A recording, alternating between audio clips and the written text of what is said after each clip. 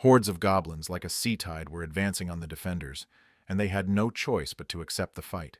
The frontline commander ordered the tanks to strengthen their positions and hold the line, since any panic could result in death even before the battle began. Amidst the chaos and bloodshed stood the protagonist, ready to write his name into the history of this massacre. Suddenly, a loud explosion deafened everyone, sending up clouds of smoke and debris, hiding the battlefield behind a veil of destruction. One of the knights, overcome with fear, turned to the Lord Necromancer, reminding him of his promise to help and asking with hope if it was possible right now.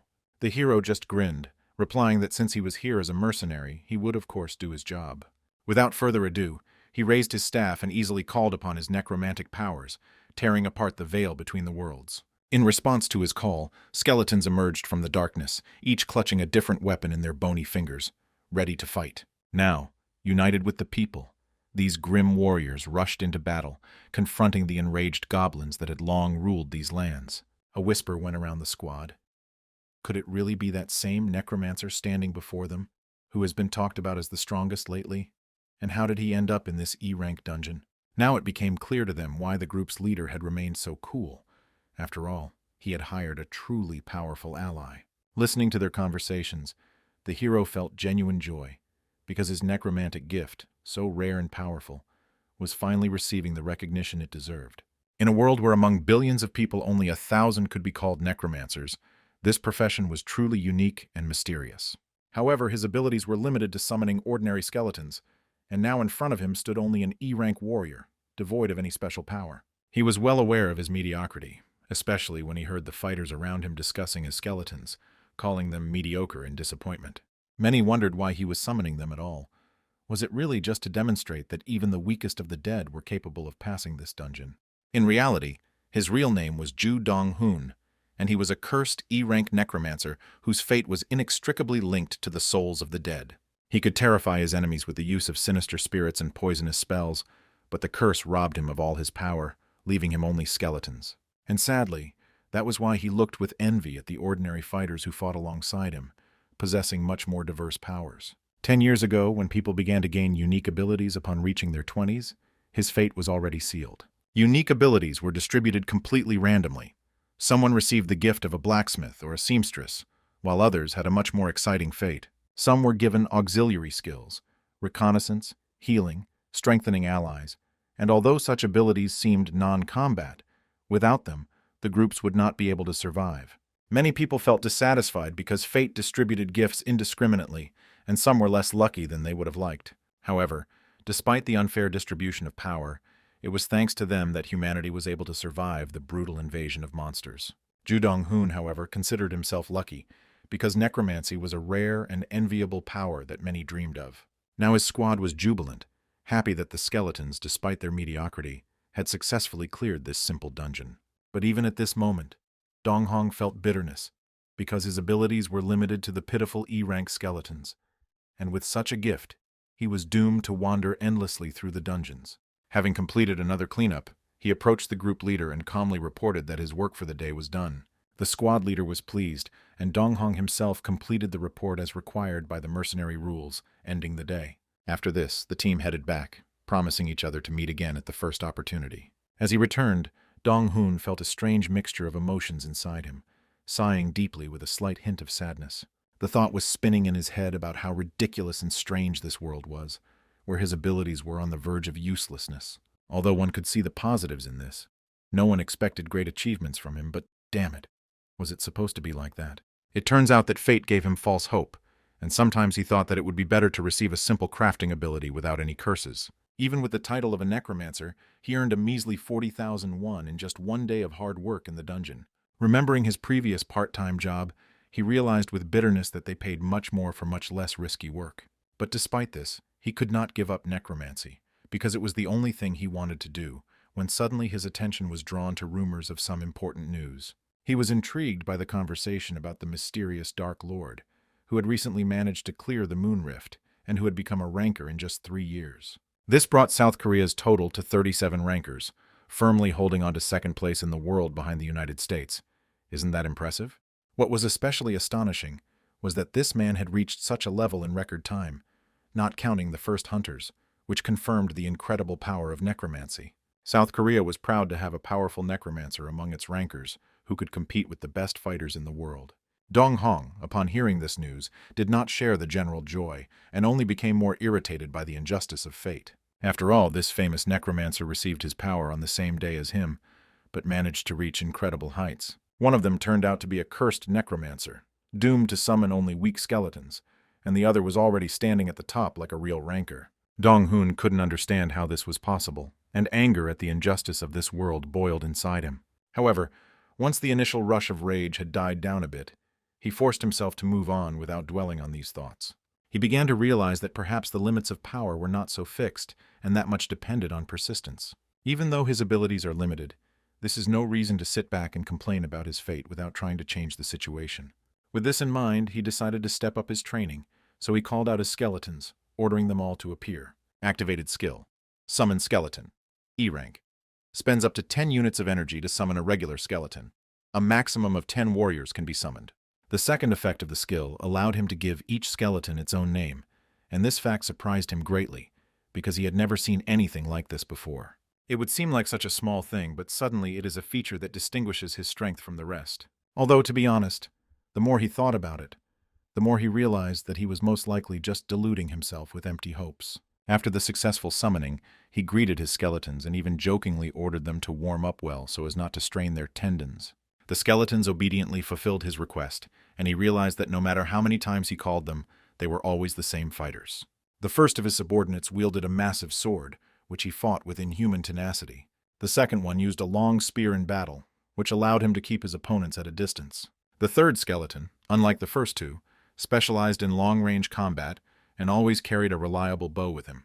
Looking at his small army, Dong-hoon ordered them to train hard and spare no effort. He himself sank to the ground, lost in thoughts about how much effort he had already put into training, but was still at the very beginning of the journey. To his surprise, Dong-hoon noticed that his training was actually starting to bear fruit. Skeletons that previously had difficulty dealing with even one goblin could now fight 3 at once, although their rank remained unchanged. No matter how hard he tried to temper them, even if he hired an S-rank martial artist for them, their strength would not increase even a little bit. These thoughts again brought him to the sad realization that his path as a necromancer was a complete disappointment. However, he couldn't change anything, and some people said things that only made things worse. Someone once said that living without a dream is much worse than keeping a dream in your heart that you will never be able to realize. While Dong-hoon was deep in his dark thoughts, something was watching him from the shadows, ready to interrupt his introspection. Alone with his skeletons, he suddenly heard a strange noise and instinctively turned his head towards the forest. What he saw made his heart clench with horror, because he certainly didn't expect to meet such an enemy here. Right in front of him stood an orc in full battle gear, looking with cold interest at the man who had gotten in his way. Dong-hoon turned pale, trying to figure out what the hell this monster was doing in a place where he shouldn't be. To top it all off, the system immediately alerted him that all of his skeletons were suppressed by the enemy's powerful presence, and their stats were reduced by 20%. The boy gritted his teeth, realizing how pathetic and useless they had become in comparison to this monster. And the very fact that an orc appeared here could only mean one thing: a dungeon breakthrough had occurred. A dungeon breakthrough is a catastrophic event where weakened barriers no longer hold back monsters, and they break out into the human world. The orc, noticing the prey, did not hesitate to rush into the attack, and Dong-hoon, caught off guard, realized that he could not even die here. In a panic, he shouted an order to his skeletons to block the attack, and they immediately rushed to carry out the command. The orc froze for a moment, looking around at the suddenly appeared barrier, but his surprise did not last long. Feeling annoyed that his first strike had missed its target, he growled in rage and easily threw the skeletons aside. At that very moment, the system mercilessly informed the hero that both of his summoned fighters had been destroyed, and now he was left alone with the orc. The orc, noticing the man, showed an unexpected interest in him, and without a second's hesitation, rushed after him in pursuit, like a predator sensing easy prey. However, suddenly the monster roared in pain. An arrow shot by skeleton number 3, who turned out to be a skilled archer, pierced his back. Ju, looking hopefully at his undead ally, understood that despite all the difficulties, he was still desperately clinging to life. He glanced at the system and realized that he only had 70 units of energy left, meaning he would only be able to summon 7 skeletons at most. Without delay, he spent another 20 units to summon the first and second skeletons, increasing his army. He ordered those who appeared first to become a shield, taking the blows, and ordered the archer not to stop firing. The orc, not intending to listen to any strategies, rushed forward, trying to tear the nearest skeletons to shreds. Ju quickly realized that the situation was becoming critical. He called in new fighters, retreated, and then repeated the cycle again. As time went on, he completely lost track of the minutes, as the endless battle merged into one continuous battle for him. Suddenly, the system notified him that all energy was depleted, and the only way to restore it was rest, which was simply impossible now. Ju was well aware that in this situation there was no talk of a break. Otherwise, he would simply be torn to shreds. Using the last of his energy, he summoned 3 more skeletons, hoping that would be enough. However, the orc, without losing his rage, continued the attack, preparing to smash the emerging dead into dust in one fell swoop. The main character had already resigned himself to his inevitable death. But suddenly the system interface flashed a strange color and announced that a mysterious condition had been fulfilled. The guy barely remembered that a similar notification had appeared earlier, but in the heat of battle, he had not had time to check it. When he finally did so, the system solemnly announced that he had achieved the hidden condition and obtained the unique ability of the cursed Necromancer. It turned out that to activate it, he needed to use the summoning of a normal E-rank skeleton 10,000 times, which he had already done long ago. As a result, his rank was upgraded to D, opening up completely new opportunities for him. The rank-up rewards were already being prepared for delivery, but Ju couldn't help but beg the system to give him something right now. Just as the orc was about to deliver the killing blow, the system suddenly reported that his energy had been fully restored. Furthermore, his old E-rank skeleton summoning skill had transformed into a D-rank skeleton summoning skill, making his subordinates much stronger. This was immediately apparent when the first skeleton summoned easily parried the orc's attack, and Ju felt the restored energy boiling in his body. Inspired by this, he decided to test his new power and used one of his newly acquired skills. With renewed confidence, he spent another 20 units of energy, calling upon the 4th and 5th skeletons, strengthening his army. Additionally, he used the system's capabilities to immediately equip recruits with suitable weapons, preparing them for the upcoming battle. Ju was surprised to note that the new skeletons not only appeared in battle, but also received weapons, although one of them was a tank and the other a mage. By combining them with the bone ones 1 through 3, as he dubbed them, he realized that he now had a balanced battle group under his command. Without wasting any time, the skeleton tank with a massive shield rushed to the aid of his allies, ready to take the brunt of the attack. The orc, seeing the new additions to the enemy ranks, roared in rage, realizing that the battle was taking an unexpected turn. In his anger, he decided to test the strength of the newcomer's shield by unleashing the full force of his attack on him. However, to his shock, the strong protective gear turned out to be stronger than his own axe, which flew out of his hands with force and flew to the side. Before he could even realize what was happening, a bright flash illuminated the area directly above his head. Looking up, the orc saw with horror that a blazing fireball was hovering above him, ready to fall down at any second. This powerful attack was performed by skeleton number 5, who turned out to be a mage and activated the first-level fireball skill. Inspired by the example of their wizard, the remaining skeletons rushed to the attack, increasing the onslaught on the enemy. Under the hail of blows, the orc could not stand it, fell to the ground, and Ju realized with amazement that they had indeed won. The system soon confirmed this, reporting that he had managed to defeat a strong opponent. The main character could hardly believe what had happened, because just a moment ago he was sure that he was doomed. However, the reality turned out to be different. They destroyed a formidable enemy, which means that even greater battles await him ahead. At that moment, he realized that the world didn't seem to be getting rid of him so soon, which meant he could move on. Sometime later, he was already sitting peacefully at home, enjoying a serving of hot ramen.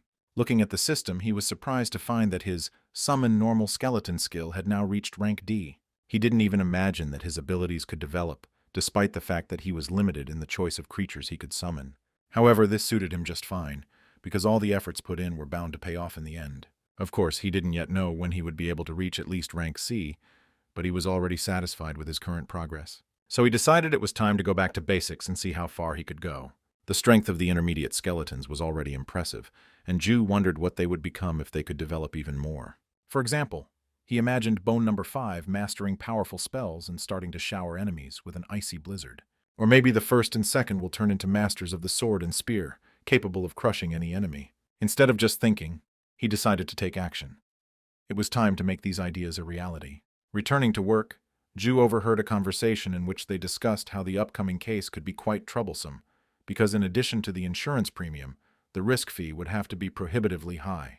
Someone noted that the reward was 10 times higher than usual, and jokingly added that with such pay, he would even volunteer to be a porter to gain valuable experience. Ju didn't immediately understand what was being said, but his attention was drawn to the green icon, which meant that this was a C-rank hunter, and he couldn't figure out what such a high-ranking person was doing here. Suddenly, someone spoke to Dong-hoon, slightly startling him with their unexpected appearance.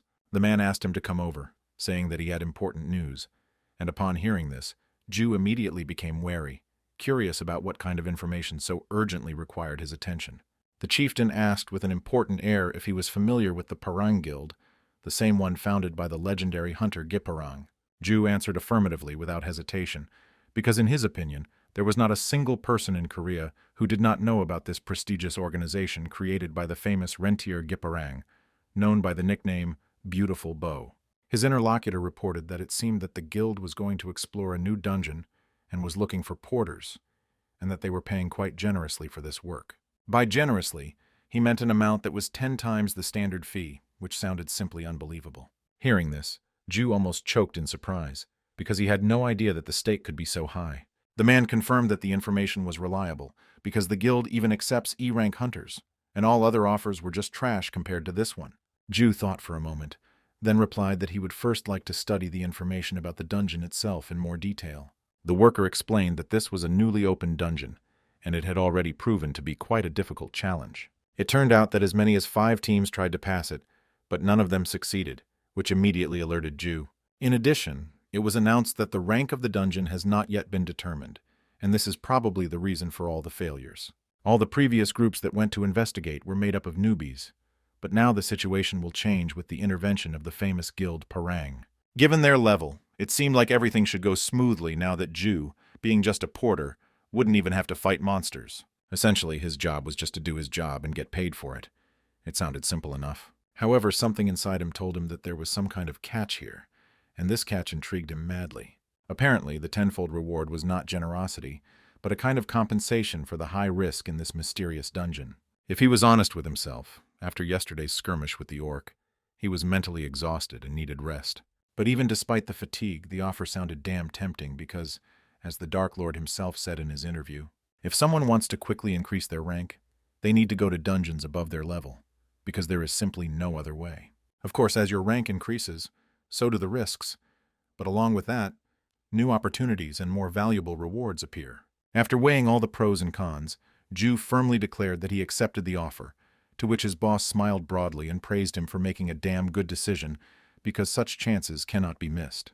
Ju asked when exactly they were leaving, to which the other man replied that it would be in a week from Paju Station. Hearing this, the guy said that in that case he would take a week off to prepare. The man supported his decision, thanked him for his participation, and even offered to treat him to food as a token of his appreciation. After some time, Ju used his necromancy again and summoned 5 skeletons, rejoicing at how far he had come. He couldn't help but notice how different his current situation was from before. The training had finally paid off. If he continues to develop in the same spirit, the skeletons will become even stronger. And this, in turn, may lead to the fact that one day he himself will reach the rank of ranker.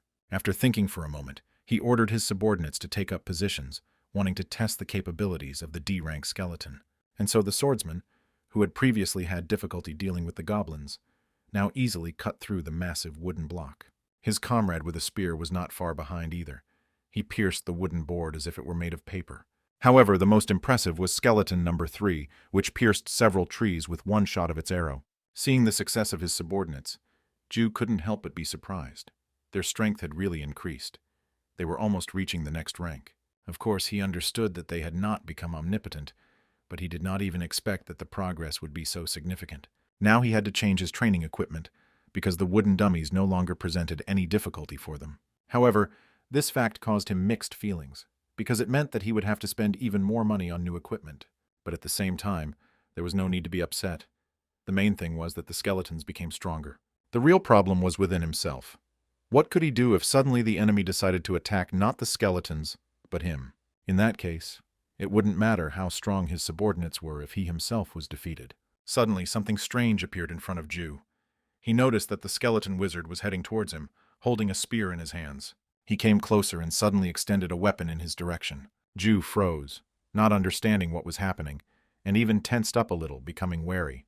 However, a moment later, the magical attribute was in his hands, which surprised him even more. He couldn't understand what had just happened. Had his subordinate really read his thoughts? Deciding to test his guess, he mentally asked the skeleton if it really understood what he was thinking. And suddenly, not only this skeleton responded to him, but all the others at once. It was amazing. Before they only followed orders, but now they could express their own opinions. The hero wondered if this air shield was another skill that complemented his fireball. While he was thinking, one of his subordinates stepped forward and slammed his shield into the ground with force, raising a cloud of dust. Ju instantly turned around, trying to understand the reason for what happened. The skeleton tank silently pointed at the wooden mannequins smashed to pieces, attracting the hero's attention. The Necromancer did not immediately understand the hint and thought about the possible meaning of the gesture. Soon the skeletons began to fight among themselves, turning the training field into a chaos of movements. The tank was fighting several opponents at once, and arrows were already flying from above. However, he used the shield with ease, deflecting all the blows without losing his balance. The hero watched what was happening, amazed at the power of his subordinate. Realizing that the tank could help with training, he decided that the extra equipment might no longer be needed. He then turned his attention to the second skeleton and ordered it to attack. Ju wanted to test the air shield, since it was a basic skill for first-level wizards. The spear was rapidly approaching his face, causing him to instinctively close his eyes, but the defense worked. He realized that this skill was really effective and felt satisfied. Having confirmed this, he informed his subordinates that the training would continue. Having entered into a fight with a skeleton swordsman, he began to practice close combat. Soon a notification appeared informing that the skeleton's strength had been increased by 1 point. This surprised the hero even more, especially when the system unlocked the status window. It contained information about the skills, characteristics, and capabilities of subordinates. The hero assumed that if this function was available to the first number, it would soon appear for the others as well. The guess turned out to be correct, and in a moment the entire army gained access to the statuses. Analysis of the data showed that the characteristics of the first 3 skeletons differed significantly from those of the others. This result confirmed that the training had borne fruit and was not in vain. Now it was time to develop their skills to unlock their potential. Ju decided to make his skeletons the strongest creatures in this world. After some time, the hero found himself at the appointed place, looking around in anticipation of the start of the operation. He changed his clothes, carefully preparing all the necessary equipment for the upcoming test. Having taken the bag and a plentiful supply of food, he prudently took care of possible unforeseen situations. Realizing his role as a simple porter, he decided to do everything perfectly, because the mercenaries might urgently need a supply of supplies. One of the fighters called him over, reminding him to follow the instructions, as the group was going to enter the dungeon at the same time. Ju noticed that the dungeon was located near Paju Station, and there was a faint but noticeable energy aura surrounding it. The entrance to the dungeon resembled a natural cave, but it concealed something more sinister and dangerous.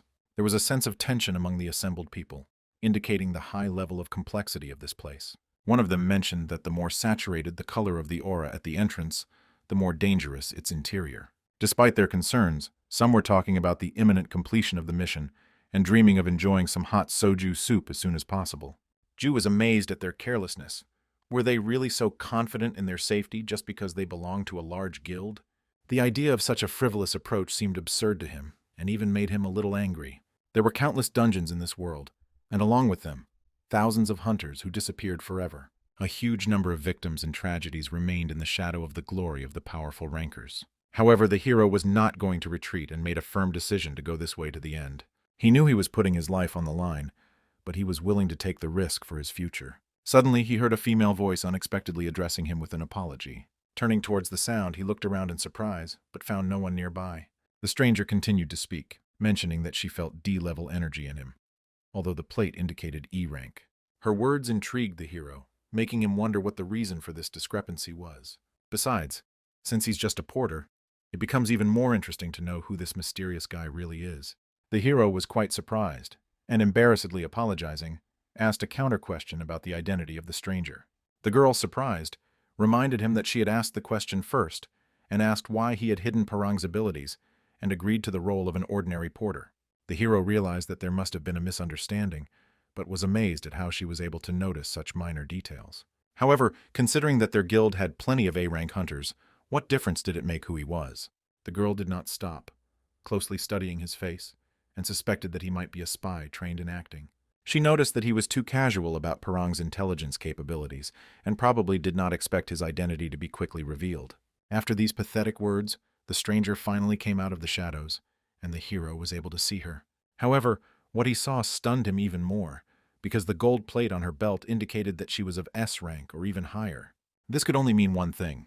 Standing before him was the first of the 37 rankers of South Korea, the legendary Dark Empress Giso Yu, the head of the Parang Guild and the only younger sister of Gi Parang, renowned for her unique killing ability, a person who is best not provoked. The hero didn't even have time to comprehend how dangerous she was, but her piercing gaze made him nervous. The thought that he had the chance to personally interact with the ranker he had always admired seemed almost unreal. Wanting to defuse the situation, he tried to explain that some kind of misunderstanding had occurred. He wasn't a spy and was just a D-rank hunter, and if a rival guild had an interest in Parang, they would likely have a lot of influence. In that case, it is unclear why they would send such a weak hunter like him. There was a moment of silence between them, and then the girl suddenly smiled and admitted that she was just joking. The hero was confused, realizing that he had taken her words seriously. He watched her, wondering why a ranker of her level would pull such a prank. Meanwhile, the surrounding people began to discuss why Dark Empress Giso Yu suddenly appeared in this place. Ju only hoped that she hadn't tried to inquire about him, because that would have looked very strange. Of course, his training with skeletons might have attracted the attention of some rankers. But in any case, an opportunity presented to him by fate itself opened up before him, to gain the interest of such an influential person. The girl noticed with a slight smile that he was clearly nervous because of her unexpected behavior. She then apologized for her harshness, which puzzled the hero even more. The interlocutor noted with curiosity that an ordinary E-rank porter was somehow able to contain 5 D-rank energies at once. Ju didn't know what to answer, because he understood perfectly well that her observation was absolutely accurate. However, this meant only one thing. She was able to recognize his power thanks to her energy detection ability. Soa Yul explained that her older brother had assigned her to join the second team's expedition as a scout, and she was looking for a suitable porter. At that moment he appeared, a very suspicious porter, who immediately attracted her attention.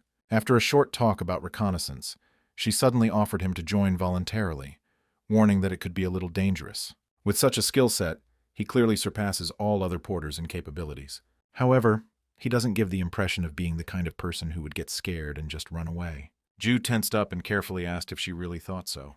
Putting her hand on his shoulder, the girl said with a smile that her instinct for people had never failed her. And to make the offer even more tempting, she added that she was ready to double his reward. The hero realized that he had a real jackpot in front of him, participation in an expedition with a ranker, and even with a double reward. So when she asked if he agreed, he didn't even hesitate and immediately accepted the offer. After all, this was simply too good a chance to miss. When it comes to dungeon ranks, their difficulty ranges from the lowest E to the highest S. These levels are not set by the system, so people had to assess the danger and rank the dungeons themselves. Ranker White Shadow once said that if someone wants to know the rank of a dungeon in advance, then, unfortunately, there are no such methods. It can only be determined after entering. The only thing you can focus on is the brightness of the light around the portal. The darker it is, the more difficult the dungeon may be. However, even this method was inaccurate, so the association established a rule. If more than 5 hunters of the same rank could not clear a dungeon, its level would increase. For example, if 5 A-rank hunters are sent there, but the cleanup fails, that dungeon automatically gets level S. This method was far from perfect, but there was simply no other way than to sacrifice hunters. The dungeon the hero was about to enter had no official rank and fit this description. However, instead of sending the best fighters there right away, they decided to first check it out with a reconnaissance group. It was because of this that Ju sensed the presence of the dungeon faster than the other mercenaries. Very soon the system notified him about the beginning of the entrance to the dungeon. Once inside, Ju noticed that the lighting was good enough thanks to the luminescent pearls that they wouldn't have any problems seeing. One of the group members jokingly noted that if these pearls could be sold, they could make a good amount of money, but he was immediately reminded that there had already been cases when people died just by touching the dungeon artifacts. Listening to this conversation, Ju realized that his companions had relaxed, which, however, was not surprising. After all, with the exception of Giso Yu, who was an S-rank, everyone else was an A-rank hunter. The leader of the reconnaissance group immediately called on everyone not to lose their vigilance and to prepare for the exploration. First of all, Swiftblade and Little Fire had to inspect the surroundings, which they agreed to without hesitation. The girl then turned to guide Kang Sun-wook, and he immediately asked what exactly was required of him. In response, she instructed him to find a way out and not to forget to cover the porter. The man just chuckled, noting that he had already foreseen such a request. So Ayul asked with interest if this was true, to which he confidently replied that it could not be otherwise. Ju thought about it, because this man had a rather unusual nickname, Guide, which the system gave him for his unique ability to find his way through the most difficult dungeons. The girl noted that now that everything was distributed, it was time to hit the road. The guide turned to the porter with a sudden question about whether he was nervous, to which Ju hesitated a little, and then admitted that it would be a lie to deny it. The man looked at him carefully and advised him not to lose this feeling. He explained that there were too many suspicious moments in this dungeon to act carelessly. In his opinion, if even the Dark Empress remained cautious, then the rest of us shouldn't relax either. The environment seemed too calm, the structure of the cave was too simple, and therefore the probability of monsters appearing was extremely low. After all, if someone lived here, then at least a light echo of footsteps, the sound of breathing or barely noticeable vibrations should have been heard. And since nothing like this is felt, it means that most likely there is something else hidden here. Ju asked in surprise if he could really say that without even starting a full-fledged exploration, to which the guide answered affirmatively without a shadow of a doubt, since he had been studying the dungeons for many years. He then invited Ju to follow him while they looked for a way out, as ordered. The hero agreed without objection, although he noticed that their route deviated from the path taken by the other hunters, but decided that everything should be fine. They moved forward when suddenly the man admitted that he felt uneasy. Ju became wary, while the guide continued to think out loud that there were no traps or even hints of clues in this place. Then the guide asked Ju if he felt any heaviness in his body, or if he was the only one who felt this way. Ju admitted that he had goosebumps and wasn't sure if they should continue on their way. The guide nodded, agreeing that he too was experiencing a strange feeling, something that had never happened to him before. Even meeting the rancor didn't cause him such concern. It's as if something absurd, beyond the scope of ordinary monsters, awaits them ahead. Remembering that Ju had recently spoken about his abilities as a necromancer, Guide suggested that he summon the undead so that in case of danger, he would have at least some chance of salvation. Without a second thought, Ju grabbed the staff and activated necromancy. As usual, 5 skeletons appeared in front of him. However, summoning the creatures used up 50 energy points out of the 100 available. The guide looked at the skeletons with an appraising glance and asked in surprise if he had anything stronger. Ju replied with irritation that this was all he had. At that moment, they were both alerted by a strange sound, and then suddenly a crushing, overwhelming force rolled in. Ju didn't understand what was happening and immediately turned to the guide with a question. The man shouted sharply at him to keep going as there was open ground ahead. Ju asked, puzzled, what difference did it make if they couldn't get there? Sunwook shouted that he didn't know for sure, but he felt the presence of several creatures, which meant that there was a zone suitable for life ahead. There may be previous teams there or monsters, but either way they need to move. People and skeletons rushed forward despite the impending threat. Ju felt the situation was becoming critical. The pressure was so intense that he could barely keep his eyes open or even breathe. The force was so powerful that even moving became incredibly difficult. The skeleton wizard, noticing that his master was in a difficult situation, used the first-level skill Air Shield. However, literally a moment later, the system reported that the shield had been shattered into pieces. The pressure became unbearable. Ju couldn't stand it and blood gushed from his mouth. He immediately turned to the skeleton number 1, hoping that he could help. Ju realized that the force affecting them was so great that it was capable of destroying defensive skills the moment they were activated. However, the guide was somehow able to advance significantly further, and this was amazing. Suddenly, disturbing thoughts began to spin in his head. Was it worth getting involved in this adventure at all?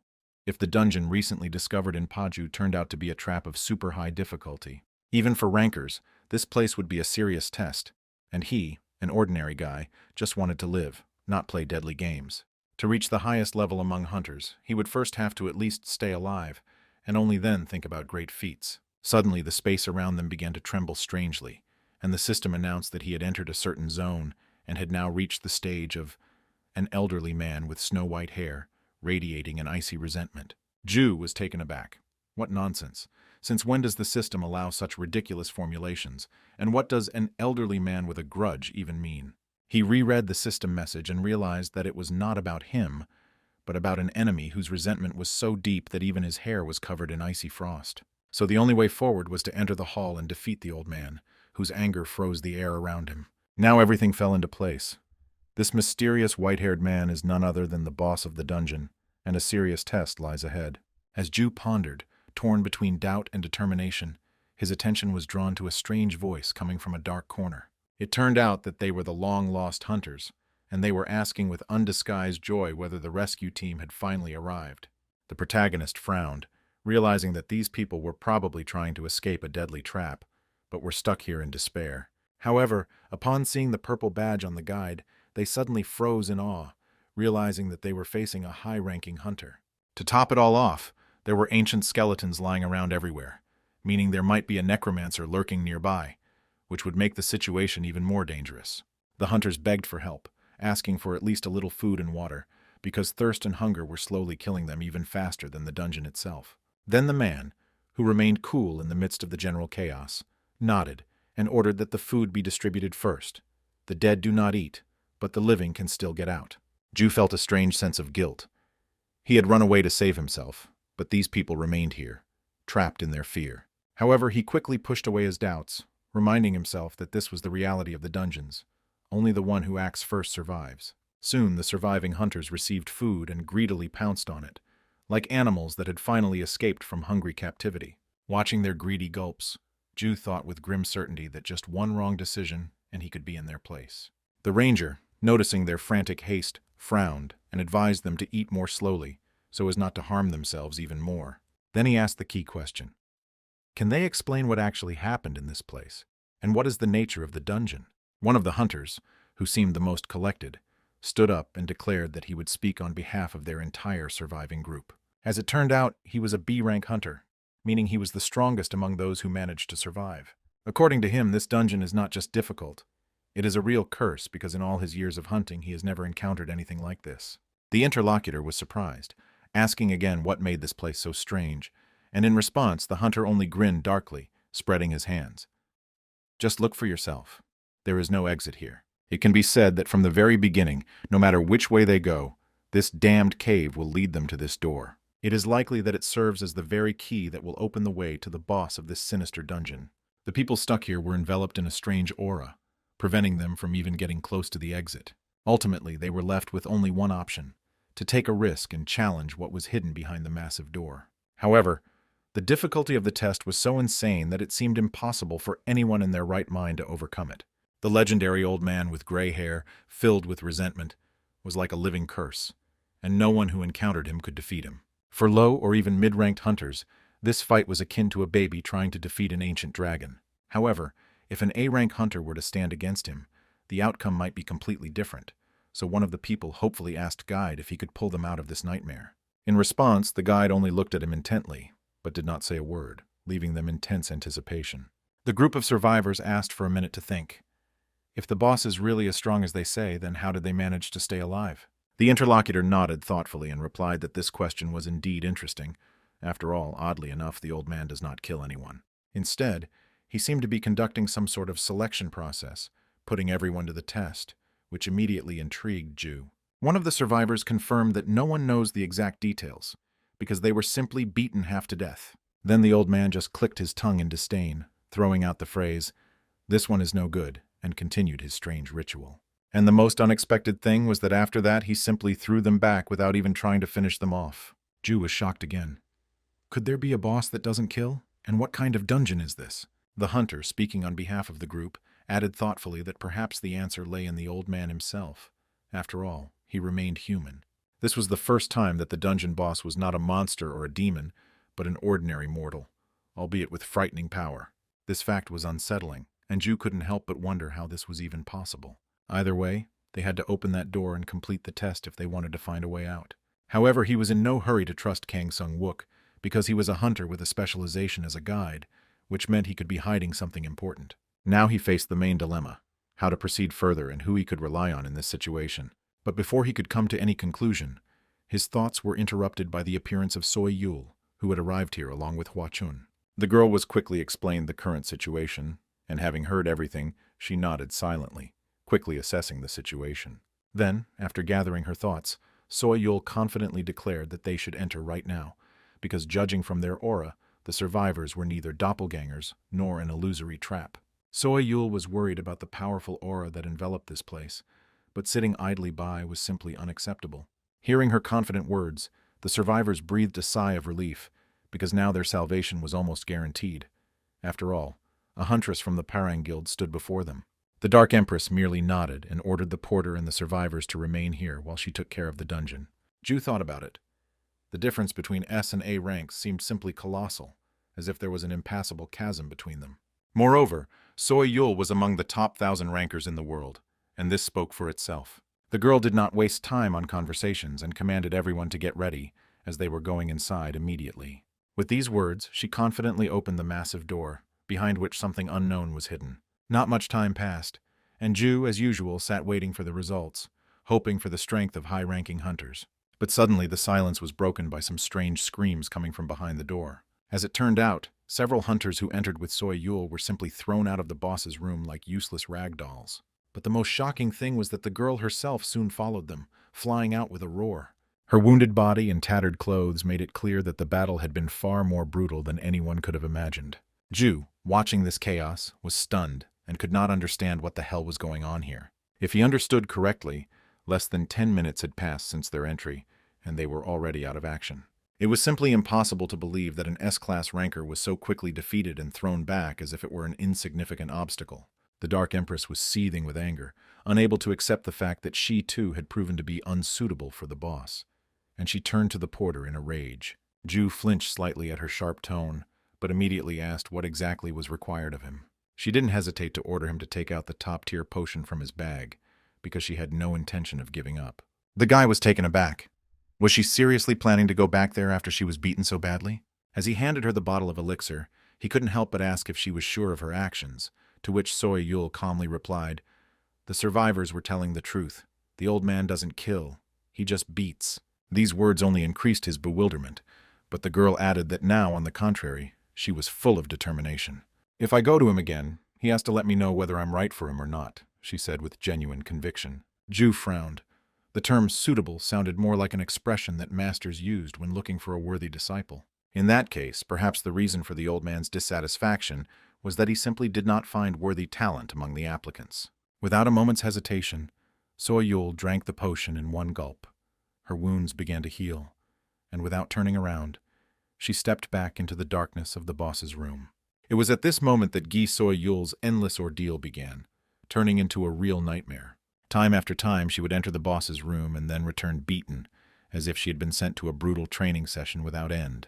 Once again, barely catching her breath, the girl exploded with rage and screamed that this was driving her crazy. What kind of crazy whim did this old man have? What else did he want from her? This old stubborn man turned out to be not only a master of the sword, but also a magnificent spearman, which only added fuel to the fire. But now she swears it's time to find out who will emerge victorious this time. Ju, watching this absurdity, treated her persistence with skepticism, but day turned to night, and everything remained the same. One day, 2, 3, 4, Giso Yul did not stop, challenging the invincible old man again and again. It seemed that the limit of her capabilities had long been exhausted, but each time she got up and went back, amazed that this monster also possessed magic. Now it became completely clear. No one here knew how to deal with him. Ju realized that the situation was out of control. Even if Gipperang showed up with a whole squad now, it would be almost impossible to defeat the boss. He had an uneasy feeling that even 5 high-level rankers wouldn't be able to defeat this old man. Finally, even the Dark Empress admitted that the enemy was unimaginably strong, but as long as she lived, she would not stop challenging him. The hero was amazed by her tenacity. It was not just stubbornness, but determination worthy of a true top-class ranker. However, unrest was already beginning among the survivors, because no one could cope with the dungeon, and the weight was becoming unbearable. Even Ju himself seemed to be feeling some strange annoyance, even though he had no intention of participating in this battle. Perhaps that is why he could not just sit on the sidelines with his hands folded. He imagined all the hunters here had already passed through this door and returned beaten and broken. But all this is not the wording that can be used here because everyone passed except for Ju. And so, having made a final decision for himself, he stood up and confidently headed towards the boss's door. Giso Yul noticed his movement and, puzzled, asked what he was going to do. Ju calmly but firmly replied that he thought he should try too. Soy Yul froze for a moment in surprise, not believing her ears, and asked again if she had heard wrong. "Is the porter really going to enter a dungeon where even the rankers were powerless?" The huntress nicknamed Swiftblade intervened. She was sure that this guy was just a novice necromancer, capable of summoning only weak skeletons, and therefore he should know his place. After all, a porter should behave like a porter, just carry bags and not imagine himself a hero. Having said these words, he immediately touched his sword. The main character saw this, and realized that the situation was not developing as he had imagined. Suddenly the Dark Empress asked him to wait. Why did he want to do this? Was it because he didn't trust her? Ju realized that he had been misunderstood and said that that was not the issue. The girl stated that according to the original contract, he was a porter and could not express his opinion about exploring the dungeon. The hero replied that he knew this very well, and his interlocutor then asked if she could inquire why he wanted to dispute this. The guy stated, based on the words he heard, the old man said that he was looking for the right person. He thought that the old man's discontent might be related to finding a worthy disciple for him. And a worthy student must have potential. He does not necessarily have to be perfect.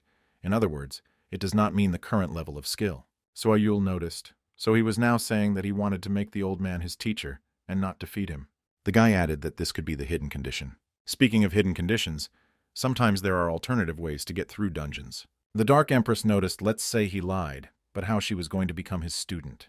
Does he really want to say that he has more potential than her? Looking at the girl's subordinate, the hero realized that it was becoming more and more tense. That's why he said he very much doubted that this was possible. Then the interlocutor came closer to him and said that he didn't deny it. Trying to justify himself, Ju said that she had misunderstood everything. It's just about the pain that everyone else is experiencing except him, and he has the feeling that he's the odd one out here. He also wonders if she's on a break now. So Ayul smiled at first and then said that it was so now he showed his true face. She in turn knew this from the very beginning and said earlier that she was suspicious. After all, in her opinion, his eyes are like those of a wolf on the hunt. So does he really want to get the dungeon reward and hope for a successful meeting during the raid? After thinking about it, the protagonist decided that she should be a fortune teller, not a ranker. It's completely unclear how she can read a person so quickly, just by looking at him. Well, the interlocutor continued to say that if she was thinking about it, then let someone else try. There was no other solution anyway, and she wanted to rest. As he said, it is so. So she is satisfied with everything. Besides, she is not one of those who slander. In the end, she also failed. Ju asked if she really allowed him. The girl answered positively, but noted that he only had one chance. How can he see their rations are running low and the rescuers are still coming, which means they need to sort this all out as soon as possible. The protagonist thanked her politely enough for this and said that he understood everything. Then he made up his mind that he was going to challenge the boss and walked up to his door. The system then informed him that he could challenge the scene by opening the door and asked if he really wanted to do so. The hero immediately opened the doors, and there was a scene with an elderly man with gray hair and filled with deep resentment. Its types in turn are so deep that an icy layer forms in the hair. And after he was told to defeat the old man, a bright light rolled across the room. The old man, who was there a few moments later, simply disappeared. The hero was surprised by this and could not understand where he had gone. And after a few seconds, he already felt pressure, which immediately put him on one knee. After that, the boss showed up and asked what it was that first a decrepit girl had come, and now an even more pathetic guy. It's not even worth looking at, so he just has to get rid of it. In the eyes of this old man, the hero saw a bright flash that seemed to look into his soul, and he felt a very strong enemy in front of him, as well as his onslaught. Suddenly the system turned golden, and reported that in front of him were the memories of a damned soul. Hidden condition achieved. This is the hidden condition for the unique ability, cursed Necromancer, meeting with the memory of the cursed soul. The Necromancer ultimately commands the dead, so let him face the damned soul with strong determination. Then there was congratulations that the hidden skill was unlocked, and the guy received a rank S memory restoration skill, which surprised him greatly, thinking that he was sleeping. And after a few seconds, the system said that he was using this memory restoration skill. The hero didn't understand how he was using it, but if you think about it, the old man said to get rid of it, but he doesn't do anything. At that moment, the memory of the cursed soul of the master of all techniques was recreated, and soon the guy will be transferred. When this message appeared, the light became even stronger and Ju could not see. Very soon he found himself on some peak of a snow-covered mountain. The boss of this dungeon was also located there on the top of the mountain. He asked why there were no suitable candidates, but it was too wasteful to leave like that. What a meaningless life. He worked so hard to get to where he is now, and now he is being asked to give it all up. After looking around a bit, the guy realized that this was some other world altogether. Taking a look at the area, he became curious as to whether they really existed. Suddenly, he felt some strange feeling. These were the emotions and memories of the old man, perhaps. He, in turn, continued to speak. After all, it was quite an interesting life. Swordsman, spearman, assassin, archer, mage, buffer, healer, and more. When a person knows how to control the flow of chi, all techniques become one. The old man, who had overcome everything and everyone, lived for a very long time, but even chi could not stop his aging. He said that now drinking cold water was like calling it poison, and the air that was once light seemed to be pressing on him, wanting to kill him. It's really very painful and excruciating, but he can't just die like that. Yes, it's true, it would be too unfair to die now. He continued to say what a pity, because he just wanted to find one student to whom he could pass on this ability. And he cannot understand how there can be no one with sufficient talent. The idea of a single successor was nothing more than his senseless greed. So very soon he fell to his knees and with tears in his eyes begged that he could no longer live like this. Having said that he would sell his soul just to leave his name behind, he immediately fell to the ground. And when this happened, the system window appeared again, which reported that the memory recovery skill had ended. After which the hero found himself again in the boss's room with him. Suddenly he realized that this place was quite familiar. Looking around, he realized that this was the boss's room, and the system reported that the master of all techniques was looking at him. Ju realized that he had returned, but he simply couldn't imagine how stuffy it was here. But even with everything that's happening to him, he now has hope. The old man in turn stated that he, it turns out, looked into his soul and asked whether it was interesting to him. And in the system window there was text saying that the master of all techniques was interested in him. The guy, trying to overcome the pressure that was pressing on him from all sides, said that he had looked in, and he thought, if this old man is really looking for a disciple, someone who can inherit his enormous power and knowledge. And then he firmly decided that he should become exactly this student. The boss said anyway, other than being a little interesting, he has nothing else. He is worth nothing, and he has nothing to withstand his techniques. As he spoke these words, the master used his power again and applied even greater pressure. The main character called him an elder and asked him not to do this. If he continues in the same spirit, he will never find a disciple for himself. He will forever remain a ghost, unable to cope with his resentment. And then people will remember him as a straight ghost of complete stubbornness. The sage got angry, calling him an impudent brat. He visited such ants with his boundless generosity. So does he really need to break this man's leg to make him come to his senses? Trying to ease the situation a little, Ju asked not to do this and listened to him.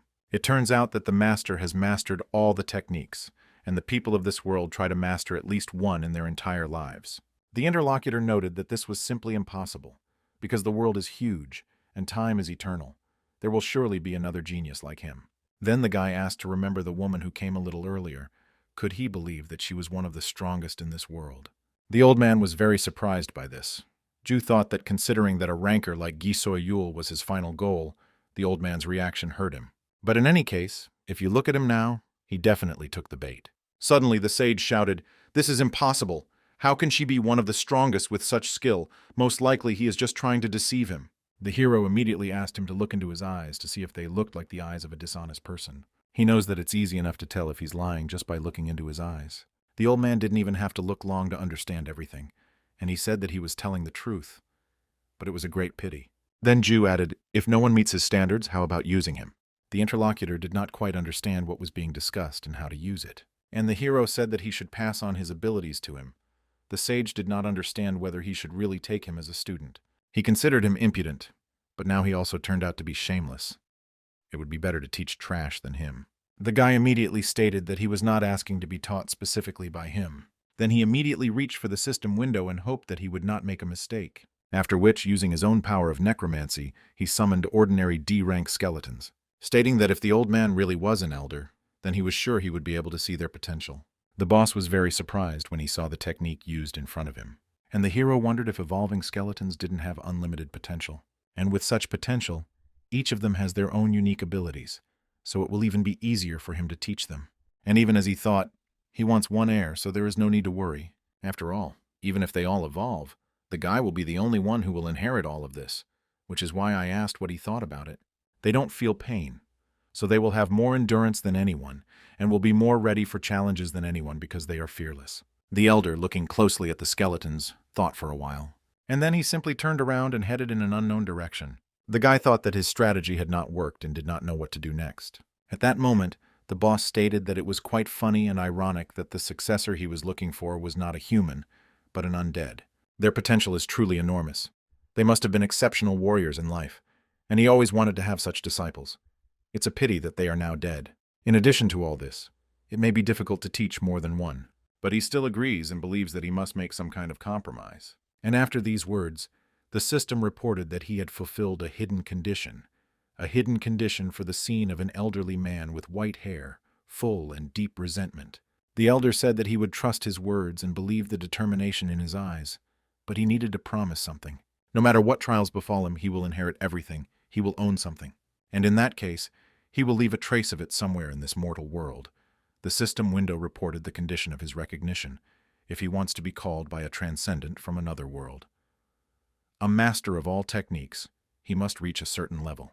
And this condition will be to convince him. Ju said that he will not miss this chance, which comes once in a lifetime, but will inherit everything, no matter what.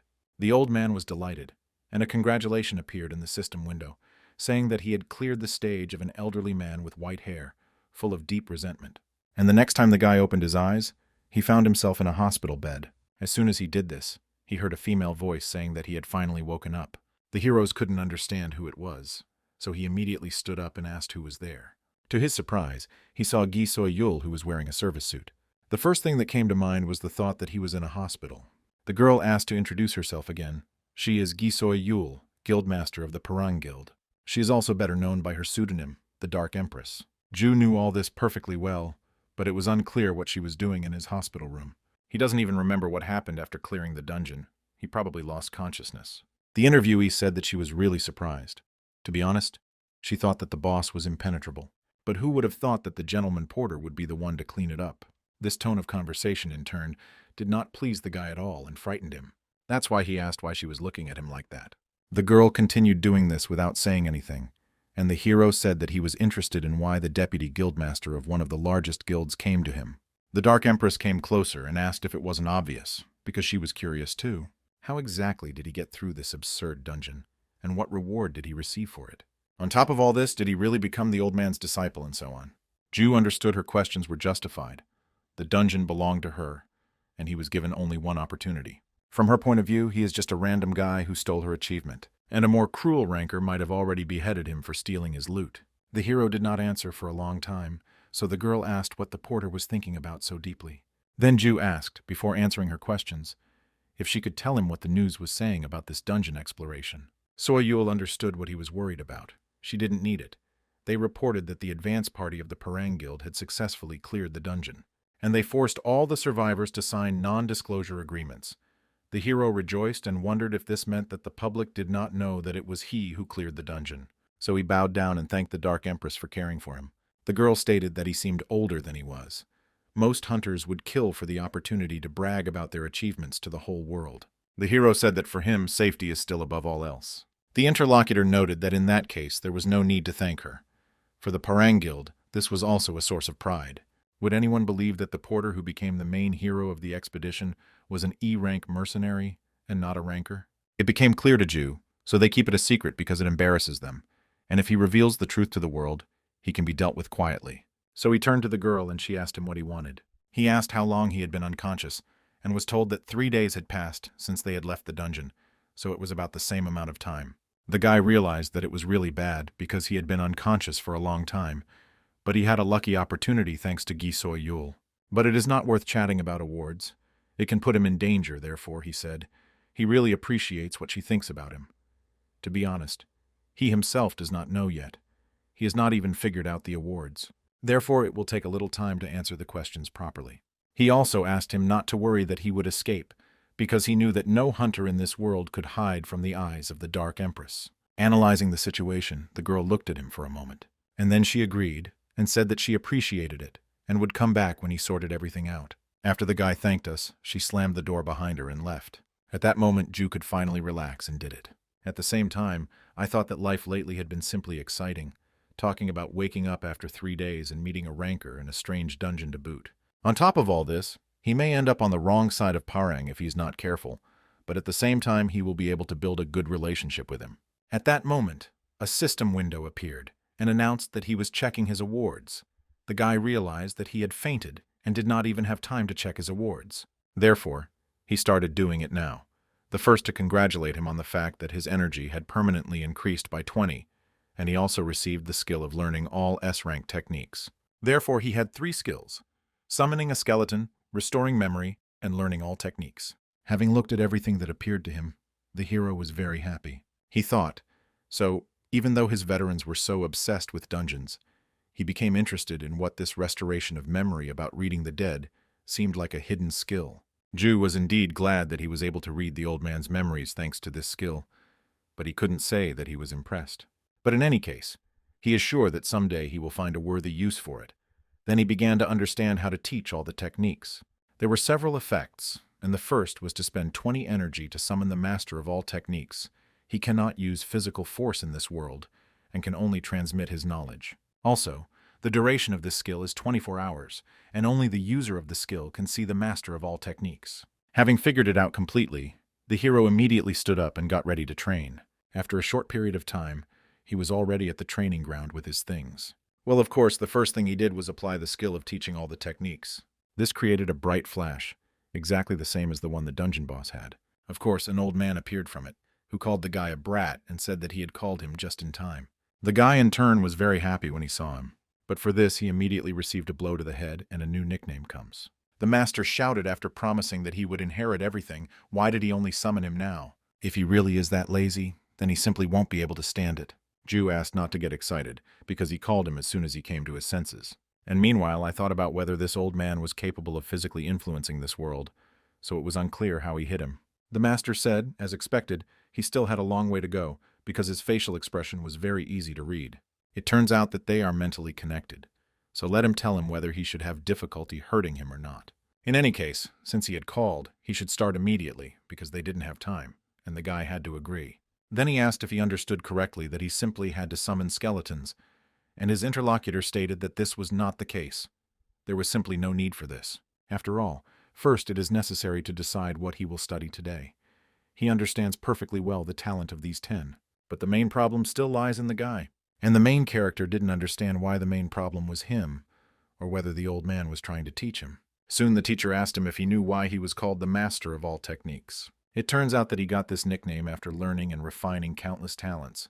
So did he really think that he only had 10 techniques to learn? Smiling madly, he announced that all the other techniques would go to the guy. To say that Ju was surprised by this would be an understatement, because he certainly didn't expect this. In order to understand the situation, he told the teacher that he himself had said that his talent was trash. The master got angry about this and shouted at him to shut up. And since he gave him this promise, you must inherit all his skill. And if he cannot do this, then let him try until he can. The old man can use one of his arts to make trash comparable to genius. And at the same time, it's very good that he can point out its physical impact. There are several arts that he created but was never able to apply. Hardened meridians can be opened with ki. Oh, his body should improve if he massages it for 300 days. It will hurt, but he noticed that he is very persistent, so he should be able to handle it. The guy was even more discouraged and realized that he was the owner of the body. Why then was he so happy to set a price for him? So he told the gentleman that he did not feel his heart was ready yet. But the old man shouted again that you had covered your mouth. Does he know how many people want to learn from him in the world where he comes from? This is called the Great Technique of the Celestial Master, an art he created in the last years of his life after much thought. Ju, I understand. If he had such a technique, shouldn't he have used it earlier? After all, it's a technique that can turn trash into a genius. The man stated that he understood perfectly well what he was thinking about, and that he had to use his own energy as payment for this technique. As he thinks, what would happen if he changed a talentless student and increased his talent? The moment he did this, his body would melt and disappear. The hero wondered, but then, what would happen to him now? The sage said that he had already died, so everything would be fine, and Ju realized that this was a very convenient way of thinking. He then asked to be allowed to ask if he couldn't take any of those who tried to challenge him and use this technique on them, since he was dead then too. The mentor hit him again because of this and called him an idiot. The student couldn't understand why he hit him again. And the old man said that even when he tells him something, he doesn't understand the meaning, so he's definitely untalented. Didn't he already say before that this is what turns trash into genius, and it has no meaning unless used on trash? Only useful if the target is at the food waste level. Ju, listening attentively to his conversation, realized that they were talking about him. The old man said it wouldn't work on people who weren't at that level. After all, their bodies had already been influenced by other energies.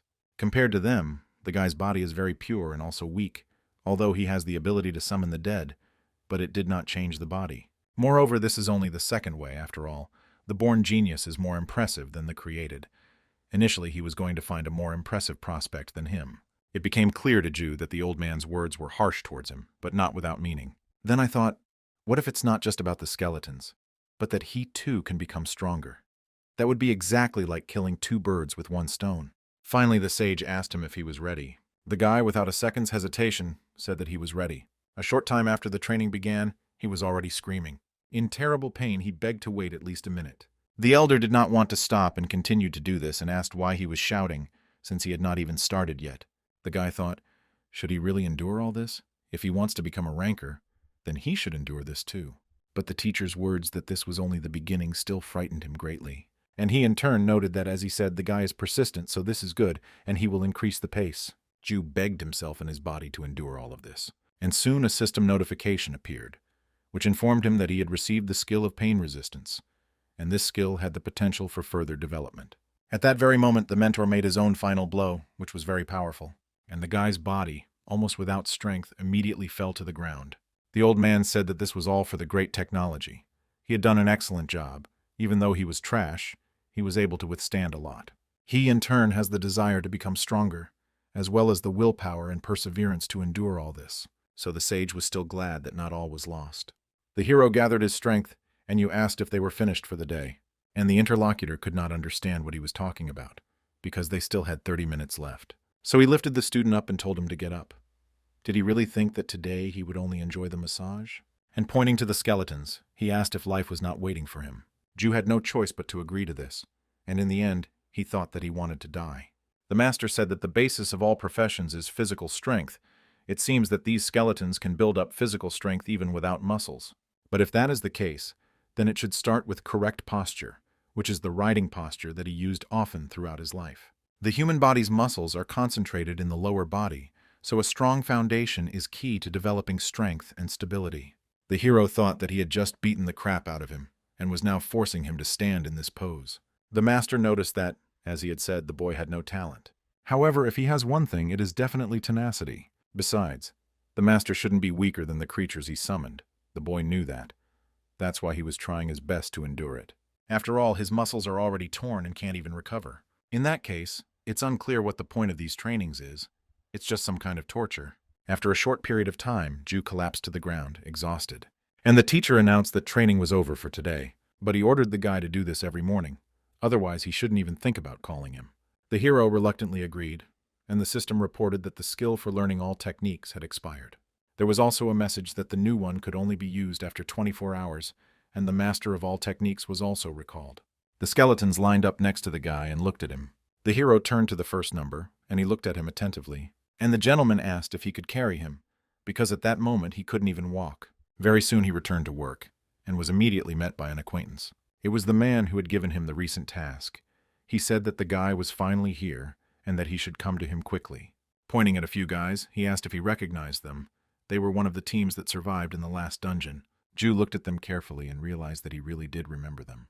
The guys just asked the Necromancer how he was doing, and it seemed like he had changed a little because he looked more muscular and even better. The heroes of these words were a little embarrassed and wondered if they had really just said that. Although this is indeed true because he gained some weight. It turns out that his shoulders also became broader, as if even the structure of the skeleton had changed. The thought came to mind that this could really be the result of a 30-minute massage. Although in any case, why these hunters suddenly came for him is very interesting. In order to find out this, he asked why they had come here, and the interlocutor immediately apologized for introducing himself so late. He is pleased to meet you and asks to allow me to formally introduce myself. This man's name is Kang Jae-ho, a S-rank hunter. The guy's actions and behavior impressed him, and since they got out alive, he would like to work with him, and then the hero understood everything. He noticed that he already knew that he was just a mercenary, a necromancer low down the mountain, and his name was Dong-hoon. Then they said that they should get down to business. There is another dungeon. It is a well-known low-ranking guy, and they want to hire him. This man heard that he was experiencing financial difficulties and was willing to take any job. The main character realized who could have blabbed and immediately looked at his employer. He realized that this guy had cheated them by selling him out to get his job back. Although Ju said it was indeed true, he needed money. The interlocutor added that this is good, but this dungeon is not easy for a C rank. Still, it's worth a try. If you're lucky, the reward will be good. Recently, it seems someone got a strength potion. This award really interested the guy. He understood that the Cell of Power was a rare reward in the dungeons. Regardless of rank, it was a high-level potion that could cure any curse or disease. Jae-ho asked him what he thought about it, whether it was good. This time he would not be a porter, but a full-fledged member of the team. Ju did not agree quickly and asked about the payment. The hunter asked what he meant by payment, since they were no longer porters, and of course it would be a fair share of the profits. The protagonist understood that this was very good. If the strength potion was sold, its average price would be around 50 million won. It turns out that if you divide it by at least 6 people, then it's approximately 8.5 million for each. And this was already very good money, and Ju was very happy. At that moment, his interlocutor interrupted his thoughts and asked if he would join, since the choice was definitely his. Dong-hoon agreed and said that he was already tired of being a porter. He thought that he was curious to see the power of his evolved skeletons in action, and this was a good chance to do so. Jae-ho said that was good. Then he just had to come to that place next Monday. The guy noted that he was looking forward to the opportunity to work with them. And so, training once again with the master and the skeletons, he told about the dungeon. For some reason, the hunters here become stronger thanks to these dungeons. The master said that it was funny. A newbie who hadn't even mastered the basics was trying to run without knowing how to walk. But the boy asked the elder to understand, because he also needed to earn a living. Then the teacher said that this principle is not bad because he prefers practical experience. It is better anyway. Hearing this, Ju was delighted and asked if he would allow him to do so. But the coach shouted that he would not tolerate skipping his own training. He also didn't understand what kind of strange reaction he had. Did he really want to shirk?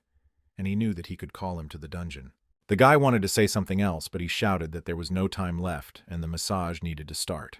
Ju was terrified again, anticipating that he would be maimed again. Soon the guy would again feel hellish pain in his own body, and the teacher said that that was enough for today, and the work had been done well. The hero was not pleased with this praise, because he almost died again, although the moment was joyful, because a new skill appeared, which he acquired during the massage. Resistance to pain. He resists pain, and as it intensifies his feelings become weaker, so that if it were not for this, he would have been dead long ago. Fortunately for the guy, this skill also has potential for development. The master in turn told him that he had passed his test quite well, and Ju noticed all this precisely thanks to him. The old man even began to be proud of him and said that he thought that tomorrow they would be able to increase the intensity of their training a little. This prospect did not please the guy at all, because he noticed that he had probably been misunderstood, but his interlocutor did not hear him, and only said that they should begin their training with the skeletons. That's why he attracted attention to himself, and said that not everyone had gathered together for the fight. Next, let them come here and squat down as they did last time. From now on, while they were training their physiques, he would teach each of them one technique every day, so he asked who wanted to be the first. Since the skeletons could not speak, he pointed to the one with the ball and declared that he would be it. The subordinate immediately looked at his master for consent. When she was yes, but the master said that this is a butcher. He has no skill, and all he does is wave a sword. It's okay, as far as skill goes, they can develop it as they go. So he ordered the bone creature to start swinging the sword. The skeleton couldn't quite understand why this old man was starting to order him around. Then the hero said that everything was fine. He would make him the greatest swordsman, although he will have to train until his bones break. And even the skeleton didn't like this prospect at all. But after a short period of time, training finally began. At that moment, an old man approached the hero and asked if his name was really Ju Dong-hoon. The guy replied that he understood everything correctly, and he said that he would call him that. After which I immediately asked him what he thought fencing was. In response to this, the protagonist said, "Since it is called fencing, then isn't it a technique that uses a sword?" The mentor stated that this was a fairly simple way of thinking, as he expected. Although it turns out that he is right, there is no need to think too much about it. Fencing skill is simply the ability to handle a ball, nothing more, nothing less. He then threw the stick towards the student and told him to pick it up. Dong-hoon understood everything at that moment. The old man not only wants to be with you. The skeletons inherited all the techniques, but it turns out that he wants him to inherit them as well. After raising the stick, the boy stood waiting, and the old man told him to use it. The hero, in turn, could not quite understand how he wanted him to use it. The teacher noted that he had recently told him not to think about it, and to hold it as it was more convenient for him. Soon he asked if he had done what he had asked and received a confirming answer. The old man said that this was good, and in that case, let him swing as hard as he could. While the guy was doing this, the mentor praised him and said that he was a good boy.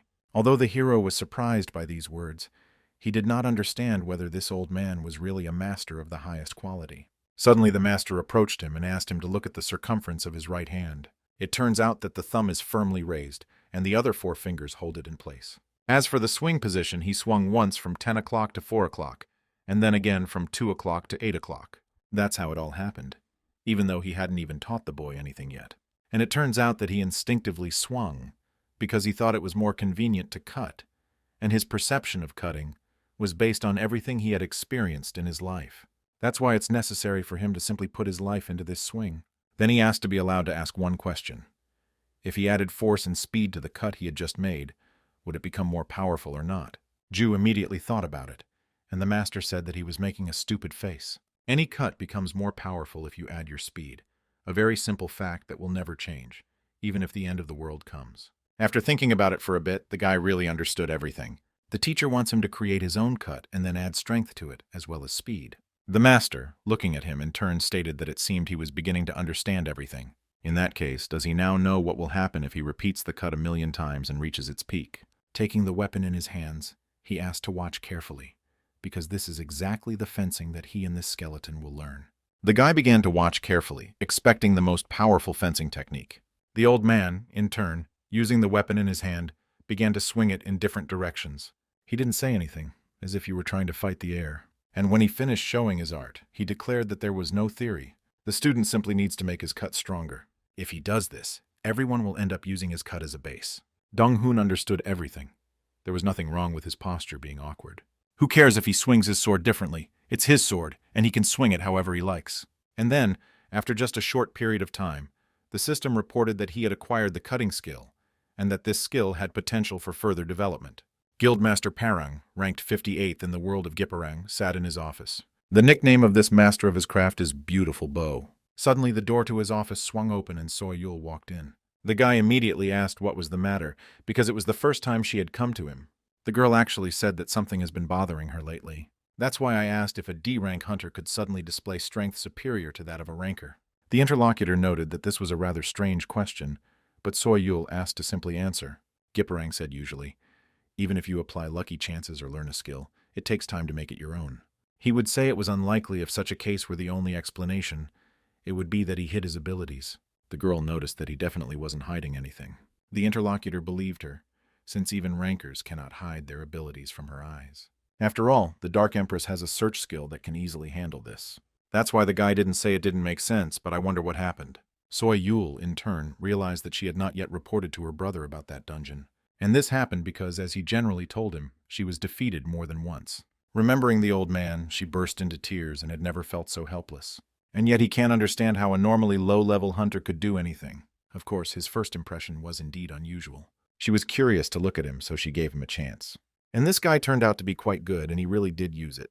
On top of all this, he promised to tell her as soon as he sorted everything out, so she was waiting for something. Suddenly, Gipparang told his sister that she was somehow suspicious. Before she had a serious face, but now she even smiles. She makes him curious. Before she didn't care about anything except wielding a dagger. The sister immediately stood up and shouted that nothing of the sort happened and that she was simply leaving.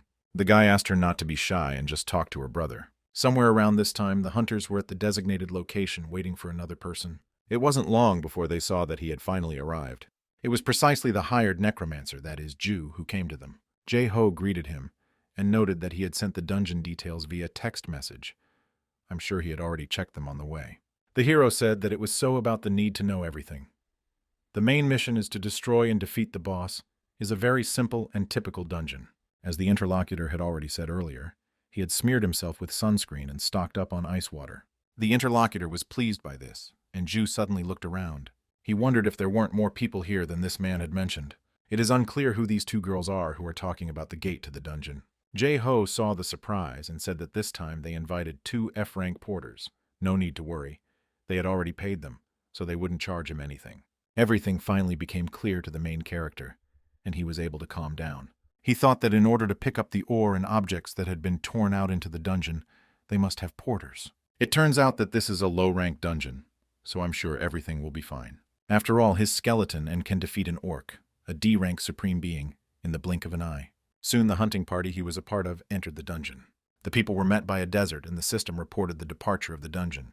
The boy was told that he would be exposed to a harsh environment, and all of his stats would drop by 10%.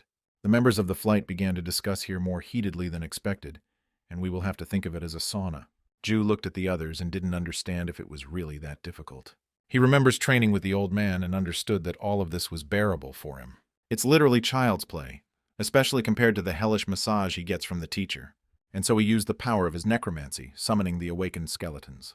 The squad immediately came into being, and everyone lined up in one line. The hunters present immediately paid attention to him, because it interested them.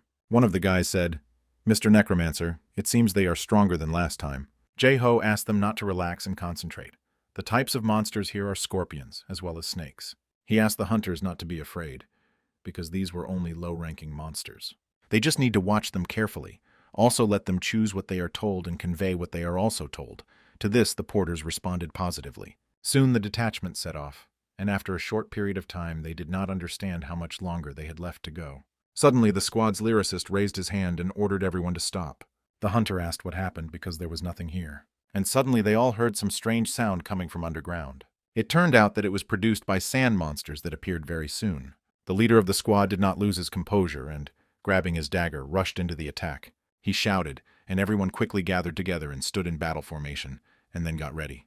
The squad did this immediately and said that everyone was in a fighting stance. The main character, in turn, was a little to the side and saw that these were desert scorpions of the middle rank. They seemed to be as strong as the orc he encountered at the training ground. He then turned to his magical skeleton and asked it to use the air shield on it. And when this happened to his Necromancer squad, he shouted to destroy them. At the same time, I realized that I had ensured my own safety. The first thing that came into play, as expected, was the skeleton tank. The system reported that he was using a low-level ARG skill. The desert scorpions, in turn, immediately concentrated on the fighting squad of skeletons. Kostian the swordsman immediately struck the creature's armor with his weapon. But unfortunately, it was not possible to penetrate it with the first blow. Dong-hoon realized that even though he couldn't break through their defense, the attack still worked, so he shouted for them to continue. If I do that, it will collapse.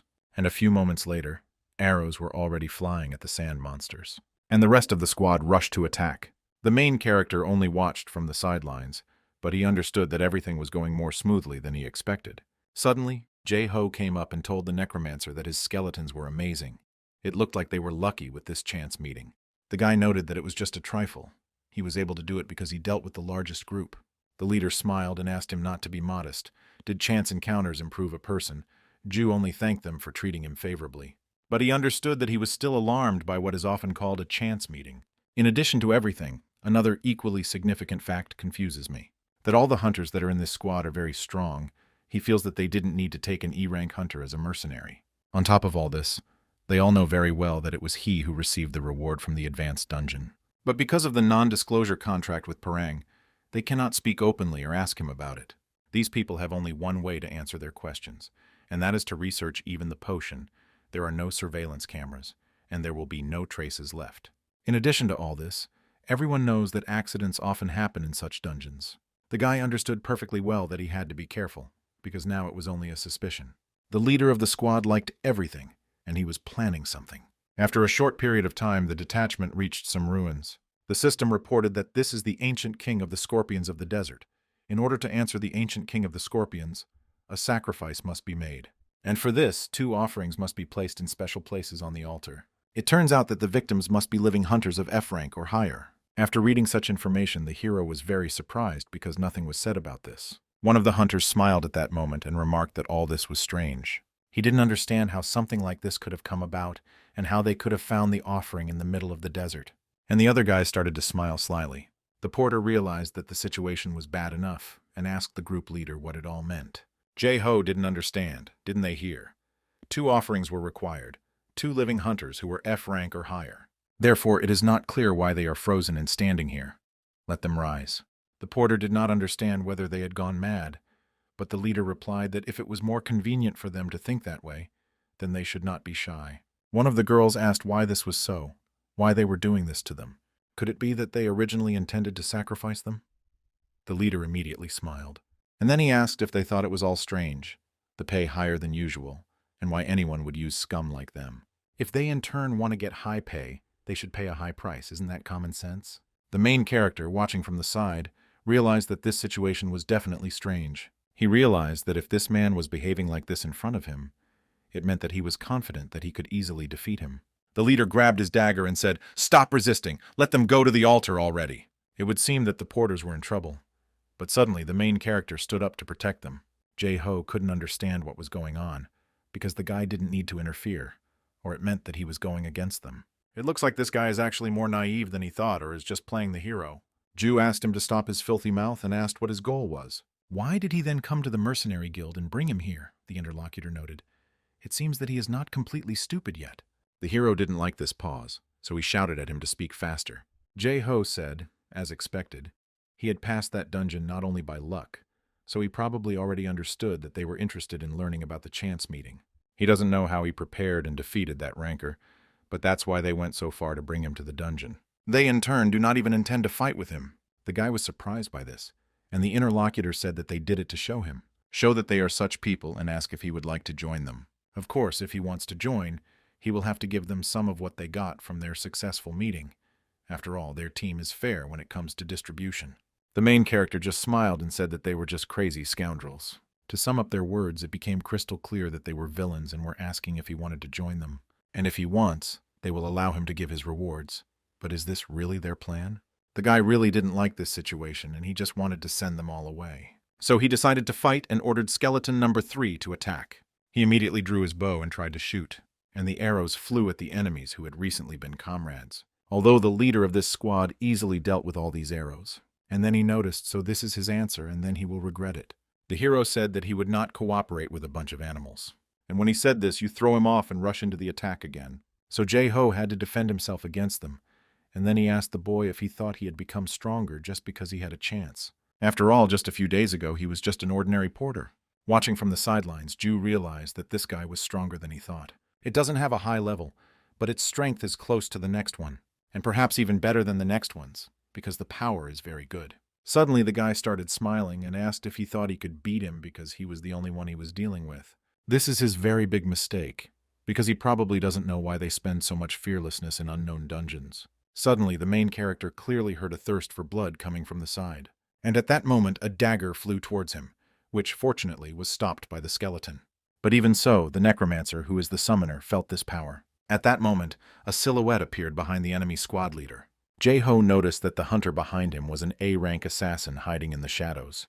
The enemy that appeared asked if they were sure that this was the right guy, if he was the one who cleared the dungeon that So-yul couldn't get through. The interlocutor noted that this was true, but he did not seem particularly strong. The protagonist realized that there was no way out for this high-level person, although it was a miracle that he had lasted so long against a B-rank. And while the guy was thinking about this, he felt someone pushing him. It was one of the porters who apologized for causing the guy unnecessary trouble, although this was the end for them, but she was still very grateful to him.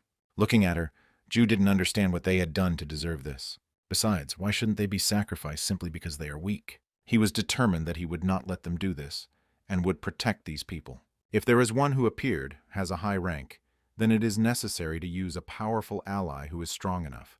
So he called the teacher to trample, and wounds into the ground. Jae-ho was already prepared to fight with Ju. And then the master appeared and said that he knew this would happen when a newbie like him went into the dungeon. The guy noticed the oldest thing, that the situation was urgent, and asked for advice. The mentor said that he should accept his fate, because he was no match for these guys. It's such a pity that he, who claims to be his student, won't be able to cope even with such words. Then Ju asked him to stop complaining. If he died, he would not be able to achieve his goal. The interlocutor asked what of it, since he hadn't asked him to get involved in this matter. And it wasn't his fault, but only this brat. Even if the old man had mastered all the techniques, he wouldn't be able to do the impossible. At that moment, the masked man from the squad said that this was their first meeting, so he would ask politely, "I wonder what he got from this opportunity." The protagonist thought about the fact that they needed the opportunity for the reward that he had received earlier, and all this means that this is the solution to his situation. They in turn try to intimidate him and pretend to be in control of the situation, but they will have problems if he does not cooperate and share his secrets. In this case, he knows what to do, and everything becomes clear to the old man. Ju asked if this meant they wanted to know about his capabilities. The assassin said that it was indeed a reward for the dungeon that even that wretch So-yul couldn't get through, so of course he was interested. The guy smiled and remarked that in that case he would tell him he was an A-rank hunter after all. The interlocutor hid his weapon and said that it was a wise choice, more reasonable than he thought. The hero continued to say that everything was not so simple. He would not tell until he allowed him to fight this devil and the traitors. From this very moment, disappointment and resentment in his heart will not allow him to speak. That's why he asked if he liked the deal. The high-level hunter, of course, didn't like this. The protagonist, in turn, asked to understand that he has some kind of mental disorder. No matter how dangerous the situation is, he cannot stand it when his pride finishes. The assassin asked him in surprise what he was planning. The guy said that he doesn't think anything like that. He knows that you can't escape from him. Even if he had something in mind, he would never be able to deceive the eyes of a high-level hunter. The other person stated that he was indeed right. Jae-ho asked why his brother was hesitating. Was he really seriously going to listen to this nonsense? The protagonist continued to say that he knew perfectly well that he would soon die. Who would have thought that he could survive if there was a killer from the hidden shadows right in front of him? But even if he dies, I will let these scoundrels go unharmed. So he asks to let him do this, and if he cannot accept this deal, let him just kill. But either he must end his life right now. The assassin immediately asked him to wait a minute. He said he would give him exactly 30 minutes, but if he tried to do something stupid, everything would be bad. In that case, he will make sure that he lives forever in torment, unable to die. And he asked quite sternly whether the guy understood or not. Ju, in turn, immediately stated that he understood everything. And Jae-ho was very angry about the situation that was developing. He wondered if this low-level necromancer really thought he could defeat him. In response to this, the hero stated that they would not know until they tried to do it. Suddenly, the master turned to him and remarked that now that everything was over, he would intervene as he had promised, this time replacing today's training with practical guidance in real time. Then he asked what the guy should do to resist this killer. Ju answered him that he probably needed to conserve his strength as much as possible. The mentor said that this is correct. Minimum effort for maximum effect, and also asked to be allowed to teach him the strategy of using the enemy's strength against himself. The boy thanked the elder and asked him to fight them with him. And so, after a short period of time, the battle of the enemy squad of skeletons began. The skeletons interacted with each other, delivering certain types of strategic blows. Because of these actions, the hunters even had to retreat, because the attacks were sudden. Backing down once again, Jae-ho got angry and called the guy a scoundrel. At the same time, the skeleton wizard used the first-level fireball skill. And again, the enemy squad had to retreat, because it was fire, although they could not understand since when skeletons throw fireballs. While people were running away, the skeletons rushed after him, not leaving him for a second. Therefore, the former leader of the squad had to fight the swordsman again, and this time one of his blades was destroyed, which naturally the guy didn't like because he realized that the situation was bad. While I was thinking about this, I received a kick from a skeleton right in the chest. The assassin, watching this fight from the side, realized that the skeletons were simply flawless and their movements too. It's safe to say that at this rate, this guy can really win the battle. Suddenly he felt something and was surprised by the presence. It became unclear why he felt the presence of this guy leaving the dungeon when he should be outside and on guard. Jae-ho was no longer in the best condition at that very moment. At that moment he saw a shadow falling on him, which meant that someone had approached. Looking forward, he saw the main character standing nearby. The guy shouted at him not to come any closer and to leave him alone. The master said that Ju was too weak to call it a real combat experience, but it was a good start, and the student remarked that he would get real combat experience with this killer. The old man shouted at him not to be impudent, because he would have to give it his all if he wanted to beat him at his level. The guy said that he put his life on the line from the very beginning and was not afraid of anything. And when he was just trying to start the battle, he felt a strange presence. Also in the distance, the silhouette of a man approaching was visible. Then the master noticed that he was a fool. Another such killer had just entered the battlefield. The guy is really good at everything else, but he never thinks ahead, and that's bad. Ju realized that his mentor was indeed right. He no longer had a fucus up his sleeve and was still a weakling in this world of hunters. Even if he doesn't want to admit it, he should. But it's generally unclear why he was so confident in himself to take such a risk. Feeling the presence of another assassin, Jae-ho smiled. He asked the hero, "Did you really think that they wouldn't come with just one elder from the hidden shadows?" Ju understood that if this was the case, then the situation was bad for him, and he needed to run away. And suddenly the man who came turned to his comrade and said that it was time for them to run away because Giso Yu was here. The main character was very surprised when he heard about the girl. He didn't understand why she was here if she was here. The one who arrived right continued to speak. "It is necessary to act immediately, because there is no time to think. If they are caught, then they will definitely die." A few moments after the dialogue, he did not immediately run away. Jae-ho, in turn, was shocked by what was happening and tried to appeal to them, but it was too late. Ju realized that even high-level assassins had run away, which meant that this was the power of a rancor. So Yul, in turn, continued to be at the entrance to the dungeon. At the same time, I began to think that I was overreacting. She follows the guy as if she is actually stalking him. She was able to track him to this dungeon with the help of Parang's information. But eventually I started to think that all this was wrong. After all, he promised her that he would tell her as soon as he sorted out all the matters, if she gave him time. So in the end, I decided to give him time and wait a little longer. The skeletons, in turn, continued to fight the enemy squad inside the dungeon. Z was in a critical situation and wondered if Ju had decided that he would die like this. But this was not in his plans, so he decided that he would live in order to survive, using everything he had. The hero, in turn, watched this man closely and understood that he was trying hard, but he sees right through him, because he can't defeat him by force, and so he plans to do something with the porters behind him. So the guy turned to number 1 and ordered him to act. After this, the skeleton swordsman immediately rushed to attack the opponent in front. Jae-ho didn't expect such a swift attack and didn't have time to react, so he lost his arm because of it. At that moment, the heroes wondered if he were weaker, would this man have spared him or not? Although he can admit that this would never have happened. That also applies to the rest of the members of this squad. The former squad leader sat down and called Ju a scoundrel, and also asked if he really thought that he would just tolerate all this. After these words, he successfully rose to his feet and quickly rushed forward. But the swordsman was already on guard at that moment and prepared for further battle. So with one lunge like this, he knocked this guy down, cutting off his leg. Because of this, Jae-ho received another portion of pain and immediately fell to the ground. And then he again called his enemy the last scoundrel because of what happened to him. He asked why this was happening, why he had to appear before him. The hero, not fully understanding his displeasure, asked what he was talking about. After all, in the end it turns out that it was he who appeared before him. Then the interlocutor said that he should simply not waste time and just kill him already. Ju turned his attention to the altar and asked how easy it was to kill. He apologizes, of course, but he won't die that easily. The enemy grabbed his remaining limbs and simply asked to kill him. But literally a moment later, a skeleton grabbed her limb. Then he lifted it up, and the man asked what he was doing. Naturally, the undead did not answer him and only dragged him somewhere. It turned out that he had to go as a sacrifice to the altar, where he was thrown. The protagonist said that they needed to sacrifice 2 living hunters to open the boss room. While the former squad leader was angry, the system reported that the sacrifices had been made, and the conditions were now being checked. At that moment, Ju thought that if this hadn't happened, he would have simply left this dungeon without clearing it.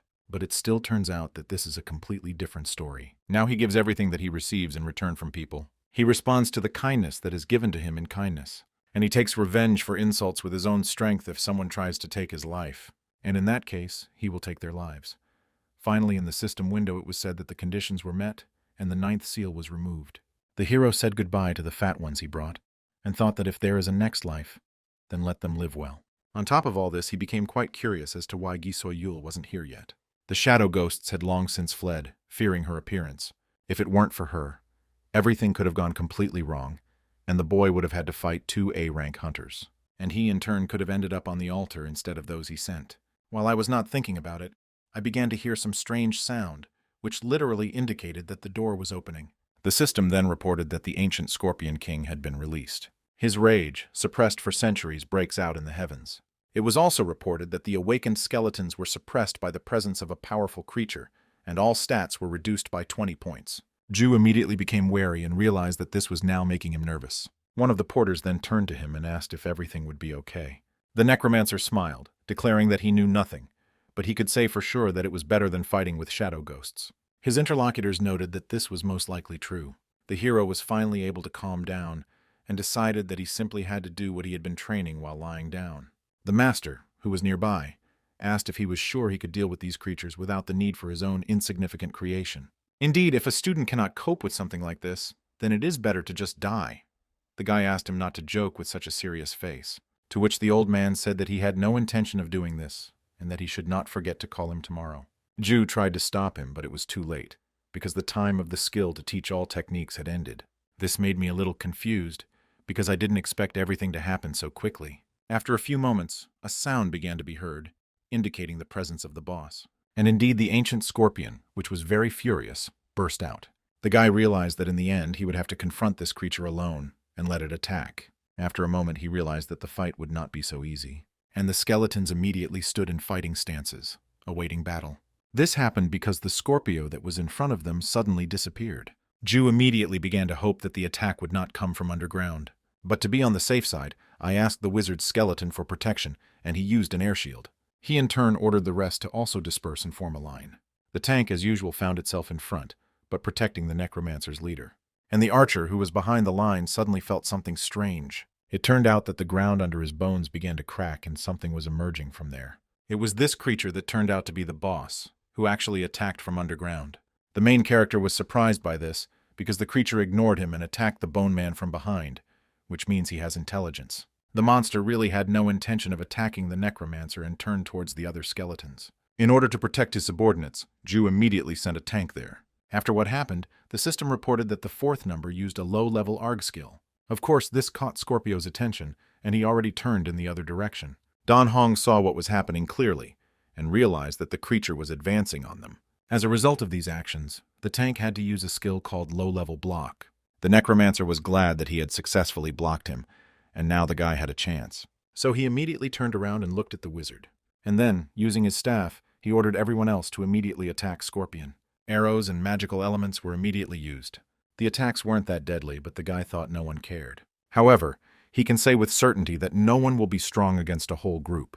While he was rejoicing and thinking that everything would be fine, the Scorpion suddenly turned quickly and threw back the attackers. At that time, the skeletons had to retreat a little in order to regroup. Ju figured out the fact, although it was quite difficult, it was quite effective. Looking at the boss's condition, he is definitely taking some pretty good damage. That's why he told his subordinates not to worry if they die, just let them continue attacking. It soon became clear that the guy had only 50 energy points left. But that's good. As long as he has the energy to summon his skeleton, it's practically invincible. The swordsman fighting in the negotiations was destroyed by that same Scorpion. The main character, in turn, immediately used the summoning, and he soon found himself on the battlefield in good health.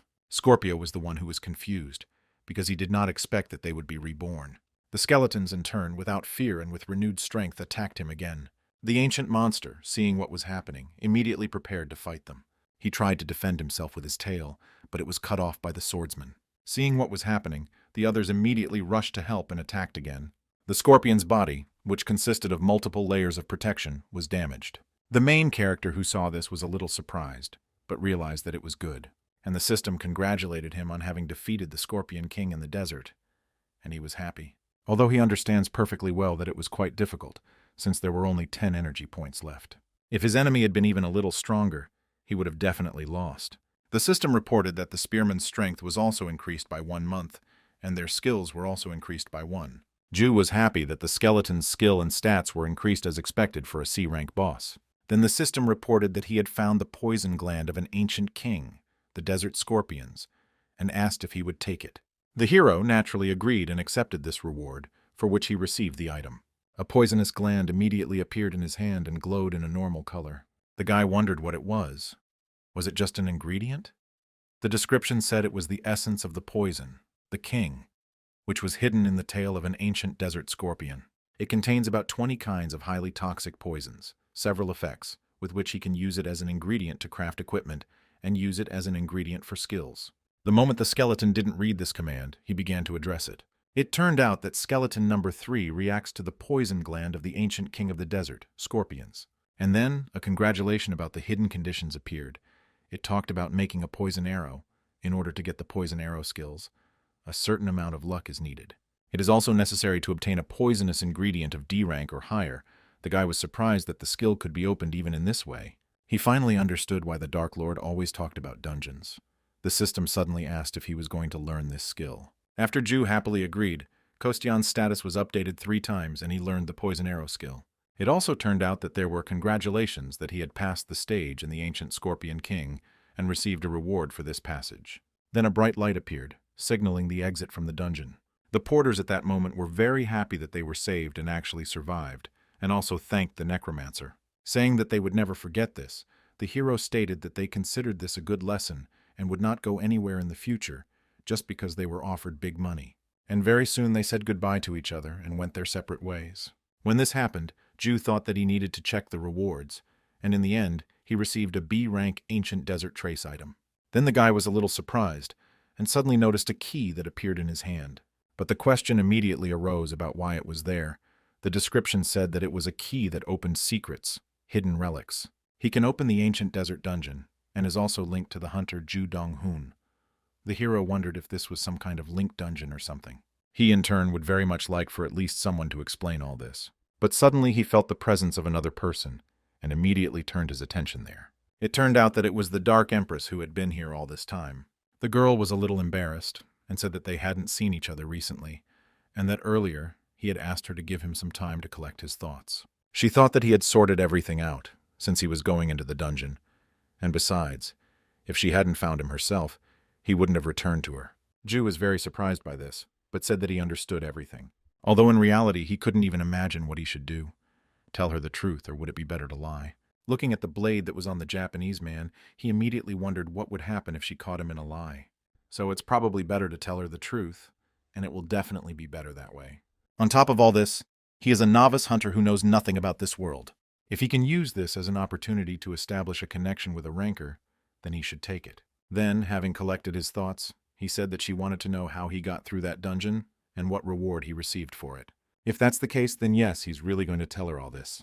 But even so, he in turn has one condition.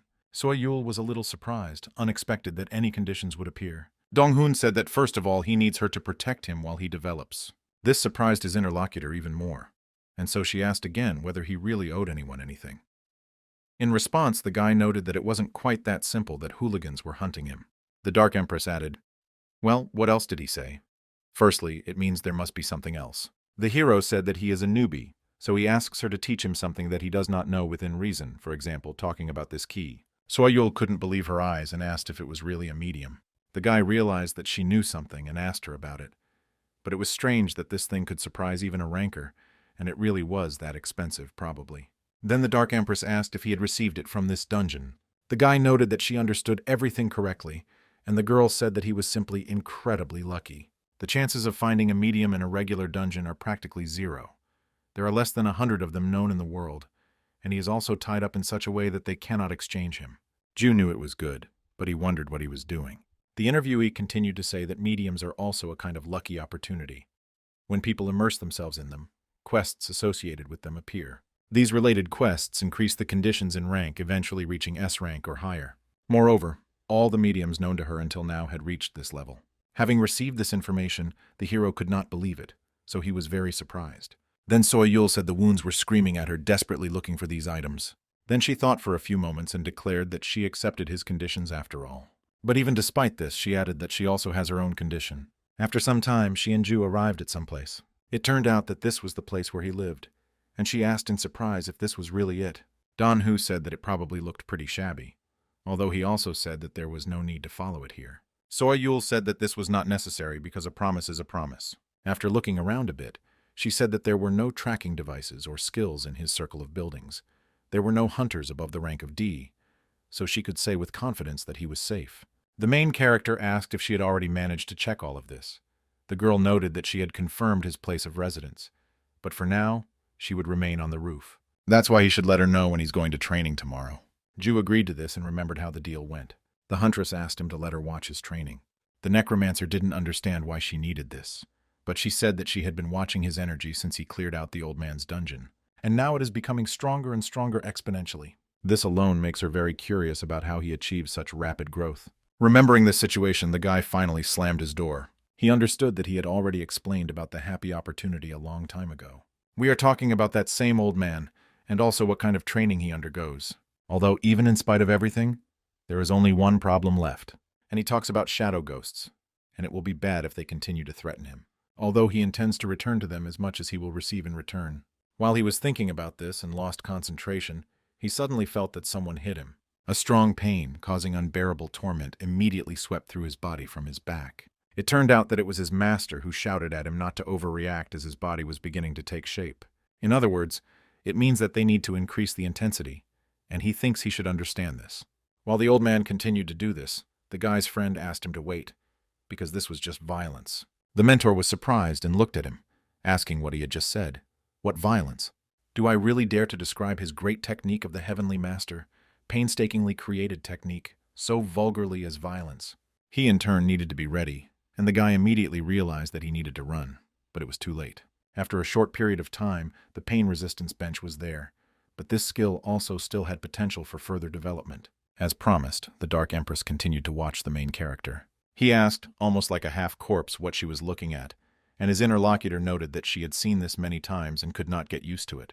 To think that he had been going through this kind of training every day since then, Ju realized that he had explained everything about the old man to Giso Yu. It is absolutely clear that she in turn does not see him and cannot repeat after him.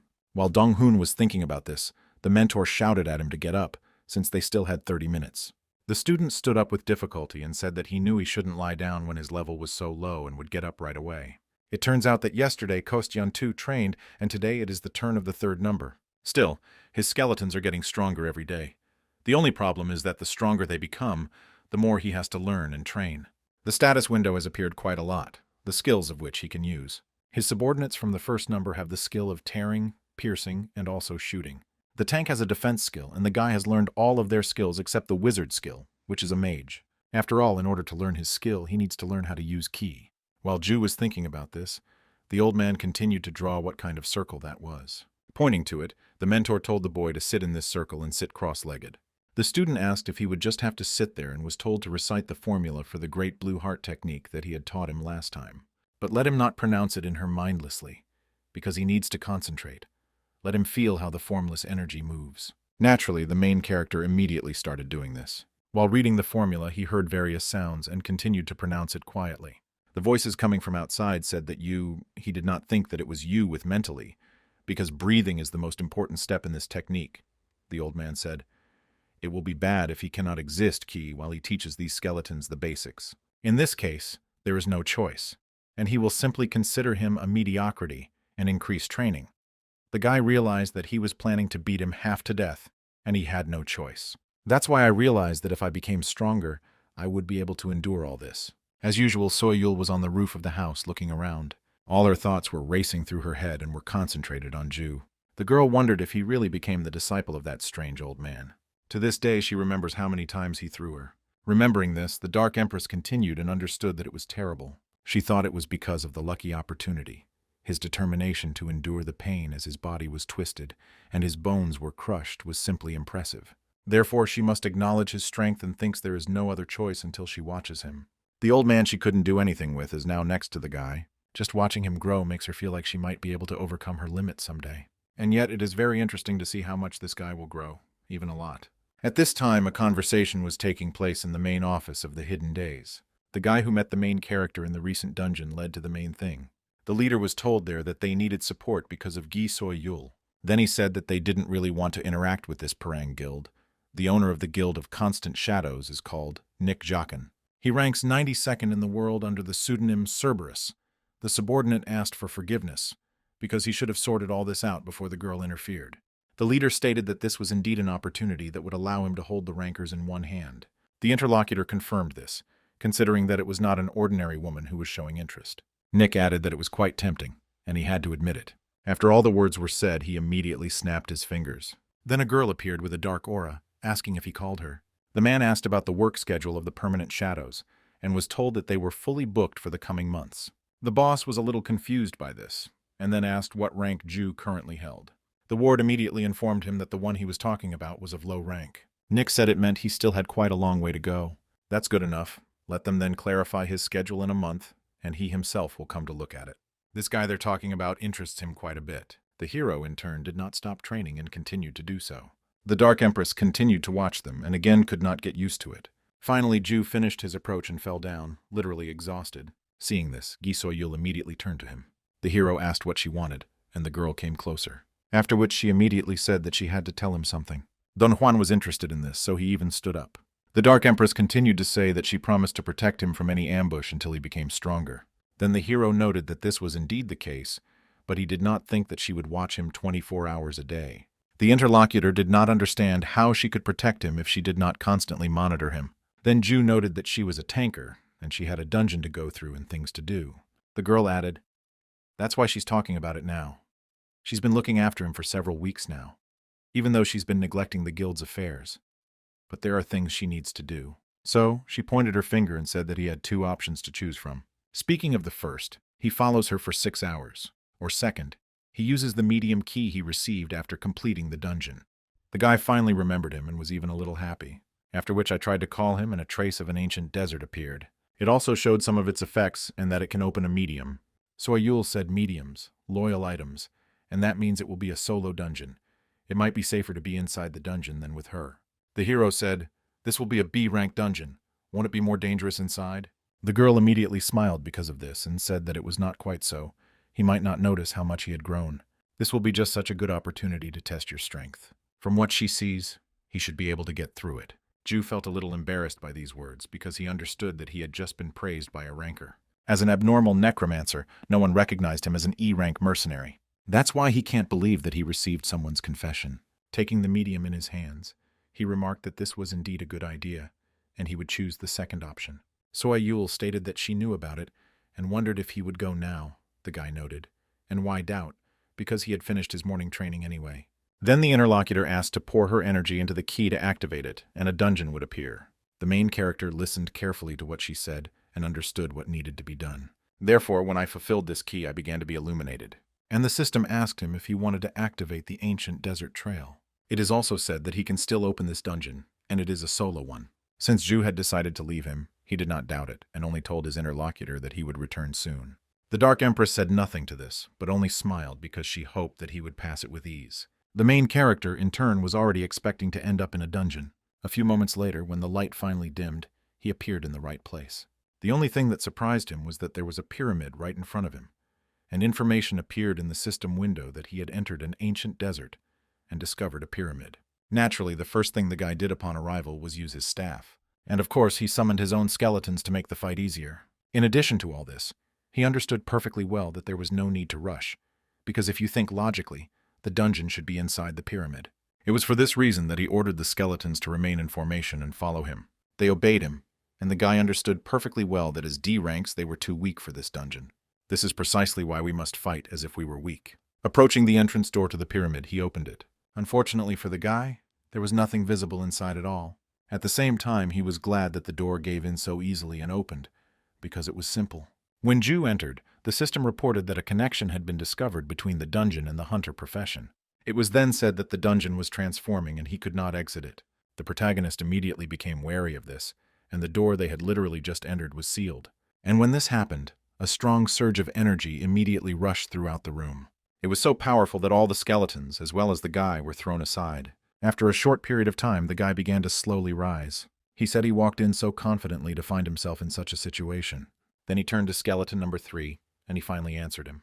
The guy was pleased with the fact that his skeletons were next to him. First, he was going to scout out the situation. And so the archer used the safe vision skill and sent the arrow forward. From what I saw, it became crystal clear that there was an open space at the end. But even so, the question immediately arose whether this was the right path, although the hero has no choice but to move forward. And suddenly, right ahead, there was some kind of bright flash that blinded me very much. The system immediately announced that the guy had discovered the Solar Spear's resentment stage. In the depths of the pyramid lies the warrior and absolute ruler of the ancient desert empire, the Solar Spear. You need to break through the obstacles and get to it. Dong-hoon saw many skeletons with spears right in front of him and didn't understand what the hell they were. One day, it was raining heavily on the streets of one of the settlements in the desert. There was also a boy there who didn't quite look like ordinary people. And this was connected with the fact that he had wings, which he waved like a bird. Naturally, the people who saw this shouted that he was a monster. He's a dirty, worthless creature. It is unclear how a half-breed can think that he can fit into their school. So let him just die. That's how some people tried to cut off his hands as soon as he was born. And some, in turn, tried to cut off the ankle amount. But in the end, it turned out that someone took his eyes. And then some man, who had a weapon in his hands, attacked him. But the boy, despite all his problems, fought very well and repelled his attack. After which he immediately killed the man who tried to kill him. All this happened, of course, with the other people who attacked him. The guy thought that if everyone tried to take what belonged to him, then he, in turn, would take what belonged to them. Returning to the real hero, he continued to look at the skeleton of what was right in front of him. Of course, he understood perfectly well that the situation was bad, and the system was talking about caution. Because 100 ancient D-rank spearman skeletons are approaching. Before the battle began, Ju ordered the skeleton tank to block from the front. And I thought that it was dangerous to stay in the open, and I needed to lure them into the corridor where they had a chance. After all, only a limited number of enemies can enter it, and he and his subordinates will hold on and destroy several at a time. Thus, many skeletons continued to advance in the hope of defeating the enemies. But the tank, along with the others, still tried to hold them back. Well, naturally, they attacked them with short attacks in order to destroy them one by one. This was done by the front line with spears and also a sword in their hands. The main character immediately thought that while everyone was eating, everything was fine. But despite this, Kostyan 4's endurance will sooner or later reach its limit. So Dong-hoon shouted at them that they should defend themselves thoughtlessly and retreat slowly. The skeletons obeyed the order, indicating this with the clicking of their bones. An archer also joined the battle, easily destroying enemies with his arrows. The guy was glad that they would defeat them one by one and set their sights on the next target. But while he was thinking about this, he didn't see several spears flying in his direction. He needed to defend himself right now, and due to his training, he grabbed the spear with ease, after which his swordsman immediately destroyed the one who attacked him. The skeleton wizard also had no intention of staying on the sidelines of the battle, and had already prepared himself. A magical fireball immediately appeared in the sky, and the system reported that he had used it. Having accumulated enough energy, the wizard brought out this ball and hit many targets. The enemies in the limited area were destroyed. although there were still quite a few left. They did not look at the sacrifice of their fellows and simply continued on their way forward. And there were actually a huge number of them there. Seeing what was happening, the main character realized that this was definitely not enough. But he certainly wasn't going to despair and mentally thought that these scoundrels would come. But the enemies were not against it, because they had to defeat those who came to them. And so the battle continued as it had been before. The skeleton tank blocked the damage. But at a certain point, his stamina was truly exhausted, and he could not stand it any longer and was destroyed. So the main character, seeing this immediately, used the power of his necromancy. Of course, he summoned a skeleton tank and spent 10 energy points. The enemies who had literally just destroyed him were even a little shocked. Dong-hoon thought about just picking up a new spear if this one broke and continuing to stab it into his enemies. With his own method and his own position, he will continue to do so. Therefore, the guy did not stop and now fought with his skeletons on equal terms. But of course there was also danger because he was also attacked in the same way. Thus, the fierce battle continued for quite a long time, until the main character stopped and his large amount of strength was spent. At that moment, the system reported that the solar copy of the sleeping pyramid had awakened, and he was also watching the guy and even mocking him. Sunspear asks if he really thinks he can stand up to them with such skills. Ju didn't understand why this scoundrel was laughing at him. Not that he knew who this Sunspear was. But it turns out that he, in turn, cleared a dungeon much worse than this one, and it was he who convinced the old man, whom even a ranker could not defeat. The guy told the skeleton tank that they were moving on because this guy with the Sunspear was making him angry. So they continued on their way. The hero thought that whatever was in front of them, they had to get to it. And then, a few moments later, the system reported that 100 spear skeletons were approaching again. Seeing this, Dong-hoon was horrified, wondering if this dungeon's trick was to spawn countless skeletons until he reached his goal. The battle with them had begun again, and at this rate there would be no end, it was clear. Therefore, the hero understood perfectly well that he had to get to the boss as soon as possible. To do this faster, I asked the tank skeleton to give up his shield because now he will be tanking.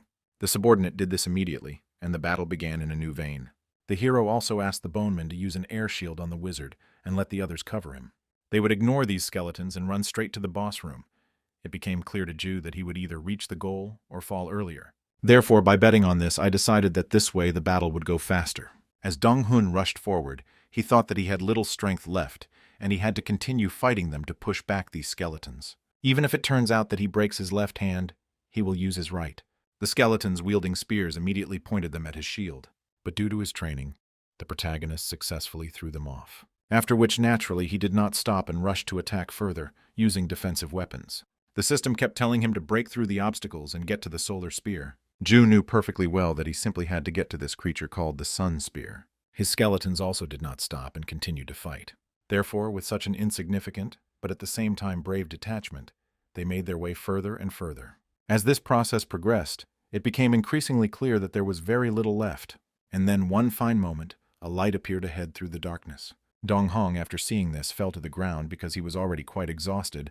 The system immediately said that the solar spear was grinning, and then his voice was heard, asking how a little man with such a level of skill dared to challenge him. As expected, he was not an insignificant little man. Stunning, but surprisingly weak. The hero immediately wondered if he really knew anything about him, since he was only an E-rank hunter. It was at that moment that new skeletons began to appear, and this was bad.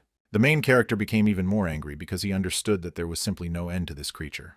And again, the battle that had been going on before did not stop even now. The Necromancer's subordinates were also often destroyed, and he had to spend his own forces on them. Ju realized that if he continued to fight like this, he would most likely die. He had to focus on running forward no matter what.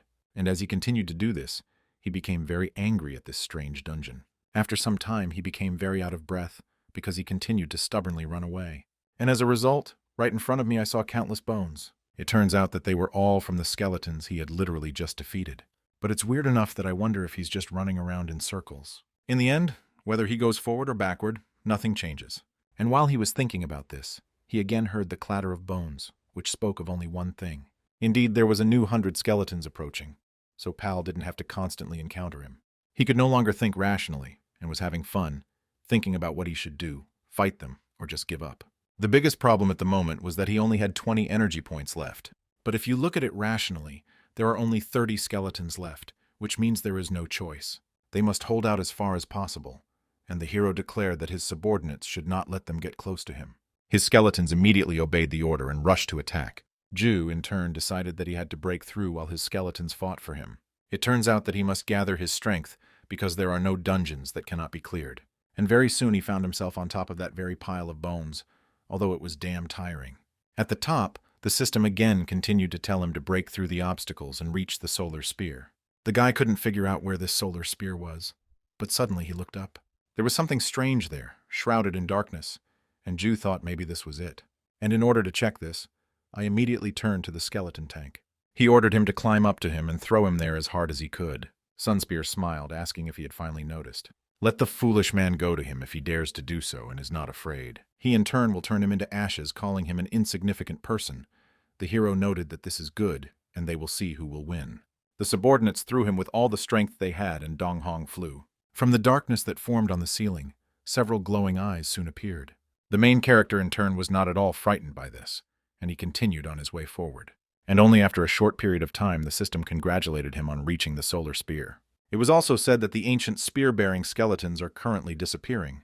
Ju was happy about this because he realized that he wouldn't have to fight them anymore, after which he shouted that he had finally caught this scoundrel, and now they would see what he looked like. But the system turned red and reported that he was being more careful because the solar spear had been summoned. On top of all this, the memory restoration skill was immediately used, and in the near future, the guy will be transferred.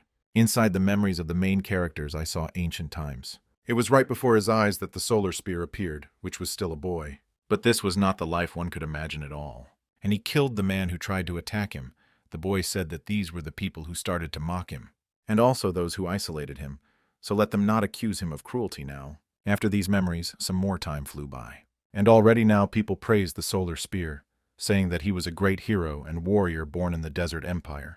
They said that they were going to follow him and asked him to take their poor souls and save them. Hearing this praise, he only smiled and asked if they really wanted salvation. Then he just stunned them with words so that they wouldn't even think about it. You shouldn't think about surviving in this desert. You only need one thing, and that is death. So he immediately raised his mental spear up and told his subordinates to do this. They, of course, obeyed his order and all reason did so.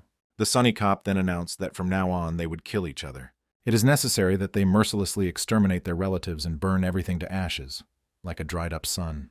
While saying these terrible things, he only laughed mercilessly, literally mocking people. At that very moment, the system informed Ju that the memory restoration skill had ended. A bright flash flashed before his eyes again, preventing him from looking forward. But when this bright light began to fade, the face of a guy was visible in front. He had large dark wings and spears in his hands, and apparently was that solar spear. The main character began to look at him closely and saw that he had no eyes. Vague thoughts immediately appeared about whether this dungeon was really B rank. It's very strange because it looks like a master of all techniques. Finally, the boss spoke to the Necromancer, calling him a vile and evil man. And then, angrily, he asked if he was really there to refuse him too. At that very moment, he rushed at the man with his own spear. Dong-hoon realized that this was just terrible, because this guy was going to stab him. Suddenly, someone grabbed him by the arm, literally pulling him aside, and the spear that the solar spear wielded flew to the side. The boss of this dungeon was immediately surprised, wondering if he had missed. And the one who saved the main character was his master, who asked if he couldn't pull himself together. The hero couldn't understand how the elder could be here, after all. His energy was at 0, and he didn't have the strength to summon the skeleton or the elder. While he was thinking about it, the sun spear wondered how he was able to dodge its attack. And he asked if this little man really thought that a simple man could resist the technique of his spear. After which he aggressively rushed into the attack, but the master of all techniques blocked it with the help of his shield. The system reported that the old man had used the absolute shield skill at its maximum level. Dong-hoon immediately fell to the ground due to the blast wave, causing the master to call him a stupid boy and ask how a student could not distinguish between illusion and reality. The guy couldn't understand what he was talking about and immediately started thinking about it, after which he began to rise, saying that this was not reality. The old man replied that it was all true. This place existed in his mind. While he was unconscious, this guy with the sun spear invaded his mind. He's not someone he can run into yet, so let him step aside for now.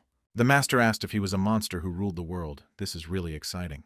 His skills with a spear, in turn, are several times stronger than those of a master.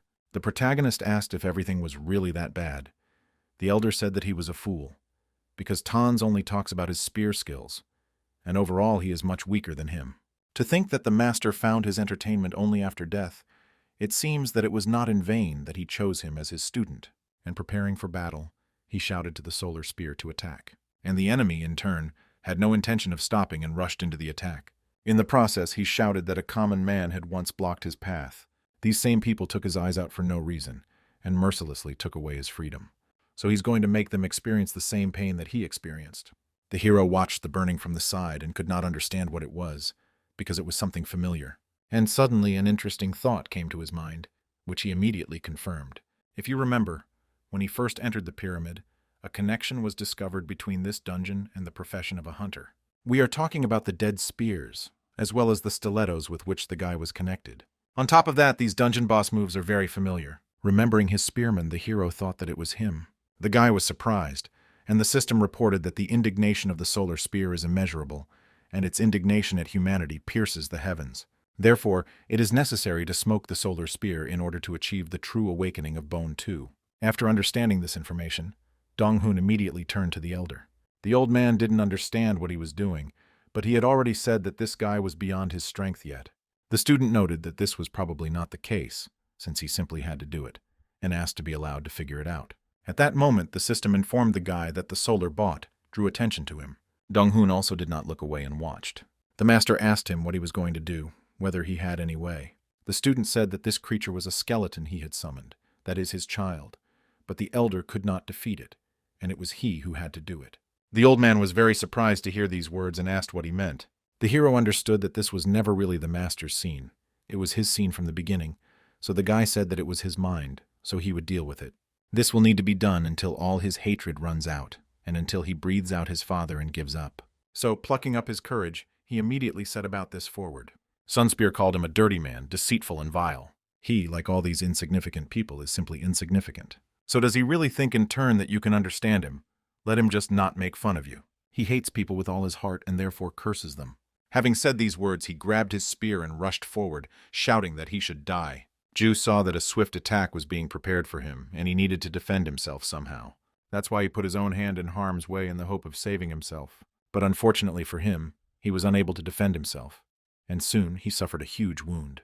The solar spear, however, was not going to stop there and continued to strike.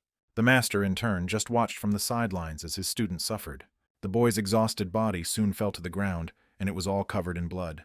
At that moment, the pain-resistant skill was used, but the hero felt that he was in a lot of pain. Although, even having received such serious injuries that could have been fatal, he was still fine. So he immediately stood up and wanted this guy in front of him to give his all to him. The spear in his hands at that moment began to glow with yellow light. Ju, leaning on it, was even able to rise to his feet, although his body was torn apart by the spear. But he rose because he wanted the solar spear to release all its anger on him. The opponent asked if this man really thought he could bear all his insults. This is simply impossible, even if he could understand it. Such arrogant words made him very angry, and he rushed to attack. The main character, in turn, did not stand still either, but simply began to fight with him. The spears clashed with each other in a furious fight, and then only the sound of iron blows could be heard. In the process, Sunspear said that in this world, there has never been anyone on his side. He is half human, half beast, and a hybrid between a human and an eagle monster. He then asked if there was anyone at all who would like him the way he was. And after these words, he increased his pressure and knocked the spear out of Ju's hands. Then he shouted that he shouldn't have been born, because from the moment he was born, people at the station had been throwing knives at him. On top of all this, they took his eyes and tried to collect his hands as well. But that's not all, because they also tried to take away the ankles he had, so he asked the man in front of him if he knew this terrible pain. While the solar spear was speaking, it dealt miserable blows with its spear directly at the guy. The hero, although seriously injured, still said that it must have been difficult. After this, the interlocutor said that there must have been people who felt sorry for him. Moreover, even if this did happen, in the end they were all the same. They were afraid of him and stabbed him in the back. This happened until the moment when his emotions died, and people were a lie and also a betrayal. They treated him like a monster, so he asked if it was wrong that he became one. As he continued to receive serious injuries, the hero wondered if this was the process of letting go of resentment.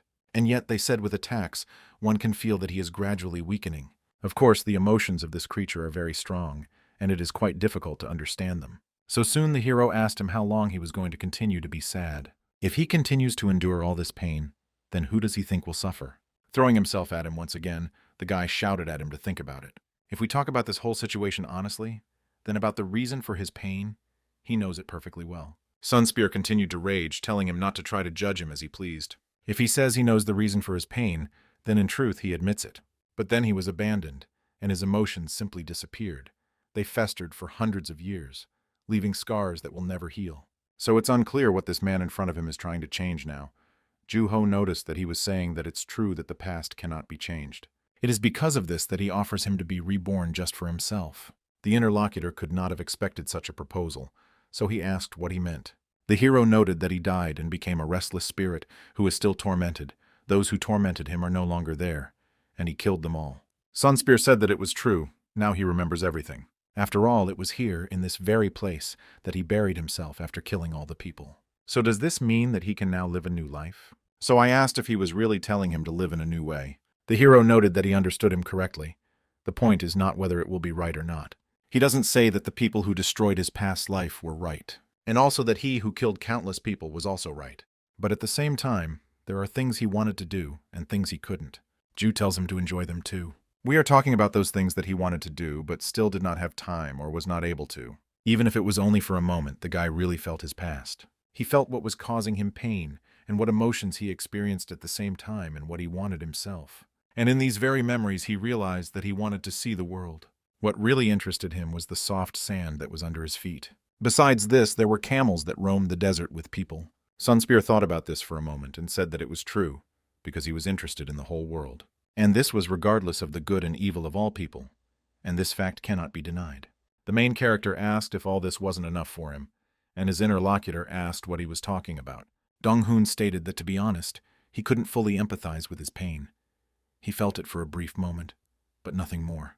Therefore, he does not want to successfully express his feelings and should not simply do so. He, in turn, simply wants to say, can he be honest with his desires no matter what kind of feelings he experiences and no matter what bitterness remains? He just needs to think about the fact that he can go and see this whole world. Sunspear asked if he meant to say that he could show him this world. The hero smiled and said that it was true because he was a necromancer. Although he is cursed, he is still the master who controls death itself. The world he lives in is completely different from the one he lived in. But at the same time, there is a possibility that he wants to see a world that he has never seen before. If it turns out that this is indeed so, then let him simply take his hand and serve him. The system at that moment continued to report that the solar spear was continuing to think. And suddenly the interlocutor turned to Ju and asked if he was different from those other people. After all, as a person, he is the absolute ruler of the ancient desert empire. Half man, half beast, that is, a hybrid that has no equal in this world. He is a spear to smoke the high sun. Thus it turns out that the solar spear serves no one, especially if that someone is meant to be a person. That's why he was interested in whether the boy was ready to become his master. Information about a hidden quest appeared in the system window. This is a hidden condition for the stage of the insult of the solar spear. It is necessary to order that he is a true master. After proof, Kostyan too will inherit the memories and will of the solar spear. The hero understood perfectly well that nothing could be done, and that meant he had to become a master. So he turned to his interlocutor and asked how he should prove this to him. Sunspear noted that it was very simple. Let him take his attacks and experience the true power of the sun, and not just the remnants of resentment. So the question arises whether he can do it. Ju, without a second thought, said that he should attack at any moment. The interlocutor did not stop, and after hearing this he rushed into the attack. The hero had no intention of retreating and stood his ground until the very end. Until the very moment when the Euro spear approached his head. At that very moment, a bright flash appeared, indicating that something had happened. And when the bright light disappeared, the hero found himself in the desert. Behind him was an old man who reported that everything went as expected for his student. He still managed to successfully resolve this child's grievance. In addition, the system reported that the will resistance skill had been improved, and he had acquired a top-rank will resistance skill. He told his mentor that it was not his abilities that were important to him, in which case he would gladly fight them again and again. And at the moment when the solar spear was about to attack the guy, his spear stuck into the ground. And that guy said the Jew is really different. That is why he knelt down and said that he wanted to be reborn, calling him his master. And this only meant that this half-human recognized him as his master. The system then informed the hero that he had fulfilled the hidden conditions and cleared the ancient Scorpion King scene in the desert, and that he would receive a reward for this. At this time, a fairly large event was taking place in one of the establishments. Many people were having fun, enjoying the festive atmosphere that reigned in the area. But this was not the case with everyone, like with Giso Yu. She sang alone into the glass of wine she had in her hands and thought that it was very sad here. The girl attended this event at the request of her brother, but it was such a waste of time that it cannot be described in words. I thought I could endure it because it was a chance to interact with the other rankers. But when compared to that old man, everyone here is just a baby. She hoped to finish quickly and leave, but apparently it was not meant to be. Suddenly, her thoughts were interrupted by some guy who noticed that he had been looking for her the whole time. They haven't seen each other for a long time, and he wonders if she remembers him. After this, a conversation broke out between them, and the man asked if she remembered the ranker he had befriended when he went to America last time. He and some other people really wanted to meet Giso Yu. I wonder if she wants to meet them, by the way. The interlocutor has exclusive whiskey, released in a limited edition.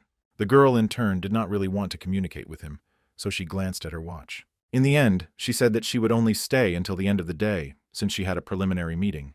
An acquaintance asked if she was really leaving so early, since the party had just begun, but Giso Yu turned around and thanked him for today. The interlocutor returned with her and looked at her back for some time, and he was also angry because she was such an annoying woman.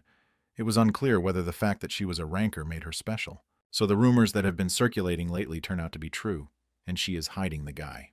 This is quite interesting information, which means it will need to be verified. The main character finally returned from the potion he had entered recently, and the first thing he did when he returned was breathe out a sigh of relief, after which he immediately fell to the ground without strength and thought that he was already going to die. In addition to all this, looking around, it became extremely clear that the sun had not yet set. Giso Yu told him that she would be gone for about 6 hours, so she should be back soon. Suddenly, system windows appeared before the guy's eyes, informing him that his skeletons were being restored, and what was interesting was that all of their indicators had increased. The skill level also increased to about 8 or 9, especially for the spearman. Now he became special, different from the others, because he inherited the memory and will of the solar spear. The name of Kostyan DVA changes to solar spear, and all indicators increase by 10. Ju was happy because all 3 of the added skills of this attack that the solar spear used against him. The first of these is the blindingly shining solar combo. Next comes the raging desert, which covers the entire field with a sandstorm-like attack. And to top it all off, there's Soul Flame, which burns the soul to temporarily increase movement and attack speed. Dong-hoon was happy because they were all just incredible. But the guy now simply can't call him Kostyan, so he will call him Sunny, because Sunny Spear sounds too disrespectful. However, this was not all. Because it was necessary to check the reward, the guy overcame this from an immeasurable level, and a great achievement was accomplished. For this, a reward was distributed to him, and he received a golden random box item. The most interesting thing was that she had the highest rank. Ju, on the other hand, is an E-rank hunter, and he's never gotten even a decent item. And now he has an item of such a high level, and it's simply amazing. The system immediately asked him if he wanted to open the golden random box. The guy immediately wanted to do it, and she began to open up. As a result of these actions, the thing that was in his hands rose up and began to glow very brightly. At that moment, as the light fell a little, some object became visible. The system immediately congratulated the guy on receiving a high-level item. And this item is called the Fire Dragon Staff. It is imbued with the power of the legendary Red Dragon and has several effects, the first of which is an increase in life force by 100. It also reduces the skill's duration by 20% and increases the power of less than the fire attribute by 100%. The hero was happy about this, although for a high-level item this is not so much. But when used correctly, the stronger the user, the more destructive this item becomes. The main character immediately became very interested in how much it would cost on the market. To do this, he opened a special application on his smartphone and posted ads. But the commentators didn't appreciate this request, because they thought that an E-rank hunter couldn't have a high-level item. After reading them, Ju got angry enough, and he didn't understand whether he really needed to prove to them that it was true. He photographed this object so that they would believe him. He then posted video evidence attached to the ad. Now people believed him and wrote that this object is simply crazy, but it is strange why it has such characteristics. Some people didn't understand what kind of object this was, because it was clearly an abnormal statistic. What was surprising about all this was the fact that Ju's question appeared at the top of all questions. What was even more surprising was that this issue even made it into the news. The only good thing was that fortunately the Hunters Board has good protection, and the guy's personal information should not leak. Well, literally in a few minutes the guy received a lot of messages, and he didn't understand why there were so many of them. Because of everything that was happening, he quickly decided to forget about selling, because he was not yet ready to attract so much attention to himself. Suddenly it occurred to him that there was no rule that he had to use it. Anyway, his life force has been restored, so check it out right now. In fact, a few seconds later he tried to use it. The system immediately reported that the use of the Awakened Skeleton Summoning skill was applied, and it consumed 10 life force. The boy summoned his wizard and immediately turned to him. Okay. And then he handed him that same staff and told him to take it in his hands, then shocking him with the fact that this staff was now a gift for him. Naturally, his subordinates immediately took it and began to look at it happily. At the same time, Information appeared in the system window that Kostian was equipping 5 Fire Dragon courses. Ju was glad because usually the undead Necromancer can't equip items. But this in turn worked, and it is not clear what to do, as this is his first high-level subject. There were thoughts about whether to give it to a subordinate or not. Perhaps it is necessary to sell it because you can get a good amount of money for it. The wizard noticed his master's unkind look and tried to hide the staff. Dong-hoon immediately told him that this thing was very expensive, so he had better give it back. The skeleton shook his head as if refusing him, and the guy didn't understand whether he was against it. Then he breathed a sigh of relief and said that it was better than nothing if he could use it. The boy thought that perhaps the subordinate would one day achieve true awakening like the solar spear. Then it would most likely be the right choice. He sorted out the achievement rewards and will now look at the rewards for completing the dungeon. And so he received an item, the root of a high-level racial conflict. This item is associated with a certain profession. Ju immediately thought about what was meant by the profession. The item is a catalyst. It is able to reveal the secrets of the hidden ruins. Among the effects, there is the ability to open the dungeon forest in stone. It is also tied specifically to the guy, and this item can only be activated by hunters of rank C and above. Now the hero realized that he had received another catalyst and immediately remembered the conversation. Soyul said that catalysts are also a kind of fateful opportunity. As a person progresses further, related tasks will appear. The quest chains continue to increase in rank and eventually reach rank S or higher. All the catalysts she knew so far were exactly like this. Dong-hoon wondered if this dungeon might be related to other skeletons, such as the Sun Spear. What if the 10 skeletons he has are absolute beings from their own worlds? But won't this make the profession too powerful? The guy didn't understand why it seemed to him that the mysterious system would fire only him, although it soon became abundantly clear that he was thinking too much about all this. That's why his main goal at the moment is to become a ranker. In that case, he should use this system himself. The skeletons that the main character used were better known as skeletons. They are undead creatures that have only bones left in their entire bodies. So it's an undead creature that can't speak and can't do anything except move its bones. But then a spearman appeared after that incident in the dungeon that Ju had recently passed through. Right now he is speaking and calling the guy his master. He was also surprised because he truly could see, which surprised Dong-hoon even more. It is also illogical that a skeleton without nerves and muscles can walk and fight. And then Giso Yu showed up and said that it was really exciting. A skeleton speaking is such a rare sight that other necromancers would be speechless. Ju asked indignantly, "What skeleton?" He asked to be called the Solar Spear because he is the one and only. Then he asked the girl if she was sure she could stay there. The interlocutor told him not to worry because she would protect him until he became stronger. But he wants to add that this will only go up to A rank. When he is around this rank, he should be able to take care of himself. Joining one of the big guilds will also not be difficult. And with its current growth rate, it won't even take that long. Dong-hoon smiled and said that this couldn't be because he still had a D rank. Then Soyul said, "To be honest, she still can't believe it. When they first met, he was about 5 D ranks, like a porter. And now just looking at this skeleton, or rather the Solar Spear, he is already close to level B, and Dong-hoon himself, it seems, is also improving every day." Ju understood everything and turned to his subordinate. He understood that the growth rate was definitely broken. If this absolute being, once exceeding the whole world, regains its original strength, then it can become even stronger. Therefore, I asked if he needed to personally supervise his training, and my interlocutor noted that everything was correct. He himself could hone his spear technique. Although this fragile body is still unfamiliar in word, so he will try to quickly restore his original strength to help him.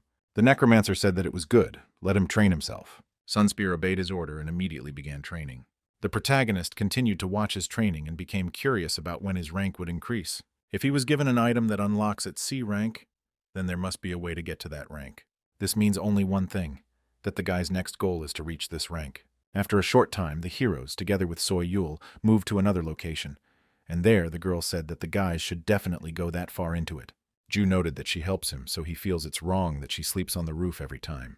At the same time, she has no need to worry because he will never cross this line. Just like yesterday, she can spread out her sleeping bag there and sleep. The guy also thought that no matter who his guest was, he couldn't give away his mattress, because he believes that comfortable sleep is quite important. The interlocutor noted that he really shouldn't have gone so far for this. The hero didn't understand what she meant by this, because they should have a clear understanding of such things. He thought that he was still considered one of the weaklings in this hunter society. It would be bad if it became known that he had treated her badly, forcing her to sleep on the streets, because in that case her brother will find out, and then it will be hard for him. Giso Yu said that he misunderstood because she meant separation. The guy immediately became embarrassed by this, asking if this was really true. The girl said that if she had captured everything, there wouldn't even be such a section. After all, his head would have fallen off in an instant. Ju immediately became very wary and did not understand why she was so strict with her. Soyul in turn continued to smile and said that she meant that it was pointless. Dong-hoon wondered at that moment if she was spending her time with only one thought, to kill someone. And while they were chatting pleasantly with each other at the front door, someone began to knock furiously. This immediately made those inside very wary. The hero could not understand that this was still happening, because at such an hour there should be no one there. So he wondered if he needed to open the door. If it was a high-ranking hunter, Soyul would have noticed him first. Still, he opened the door and immediately asked who had come. It turned out that it was a tearful girl, and most likely she lives here. She immediately asked if he was by any chance Ju Dong-hoon, but the guy couldn't understand how she knew him. And the interlocutor realized that it was he who began to tearfully beg him to save her brother. Ju was surprised and so asked what she meant. The girl handed him some kind of leaflet and said that it was left in their house. He immediately took her lessons and saw a man who was tied up. Attached to the photo was a note telling Ju Dong-hoon to be sent to Cheongdo near the Han River before 8 in the evening. And if they report this to the association, then the brother will die. And so will he. If someone other than the guy comes, her brother will also die. The hero didn't understand what this was. Rather, it was a group of hidden shadows, because only these scoundrels were capable of such deeds. Giso Yu came up and said that she had no idea that they would act so openly. The tearful girl, seeing her, was very surprised, because she did not expect to see a ranker here. The Dark Empress said their methods are exactly the same as the Hidden Shadow Group. Since she is staying close to Dong-hoon, it means they resorted to kidnapping. And then she showed her phone and said that on top of that she just got this message. It said that the second squad was ambushed in the Hellhound dungeon. It looks like this same scoundrel is going to try to handle this as best he can. So don't worry. He's just letting her know if she has time. It would be great if she could help. Then Ju said, "The Hellhound is Nick Zakin, known as the master of the group of hidden shadows." The girl noticed. It seems they also contacted Parang. And this is the perfect plan. The hero realized she must be worried, and he couldn't believe they attacked the Parang Guild at all. And yet she stays here, and it is probably because of her promise to him. Based on this, Dong-hoon said that they had no other choice. It would be better for her to go to Parang for now. The Dark Empress said that she could not do this, because her brother's rating was 58th. This means that he is not so weak that he can be destroyed by some small group of hidden shadows.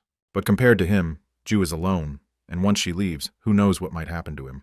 The guy noted that this was indeed the case, but wouldn't it be better for them to first save the kidnapped person? They asked him to come alone in the end. The interlocutor said that it was an obvious trap, but the guy knew it.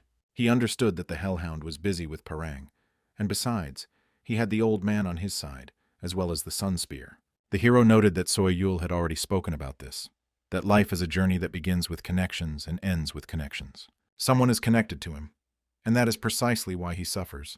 Which means the guy simply cannot just stand and watch. Moreover, he does not want to be some kind of cowardly hunter and must give back what he received. After listening to this fiery speech, the girl realized that he would not back down so easily, and therefore agreed.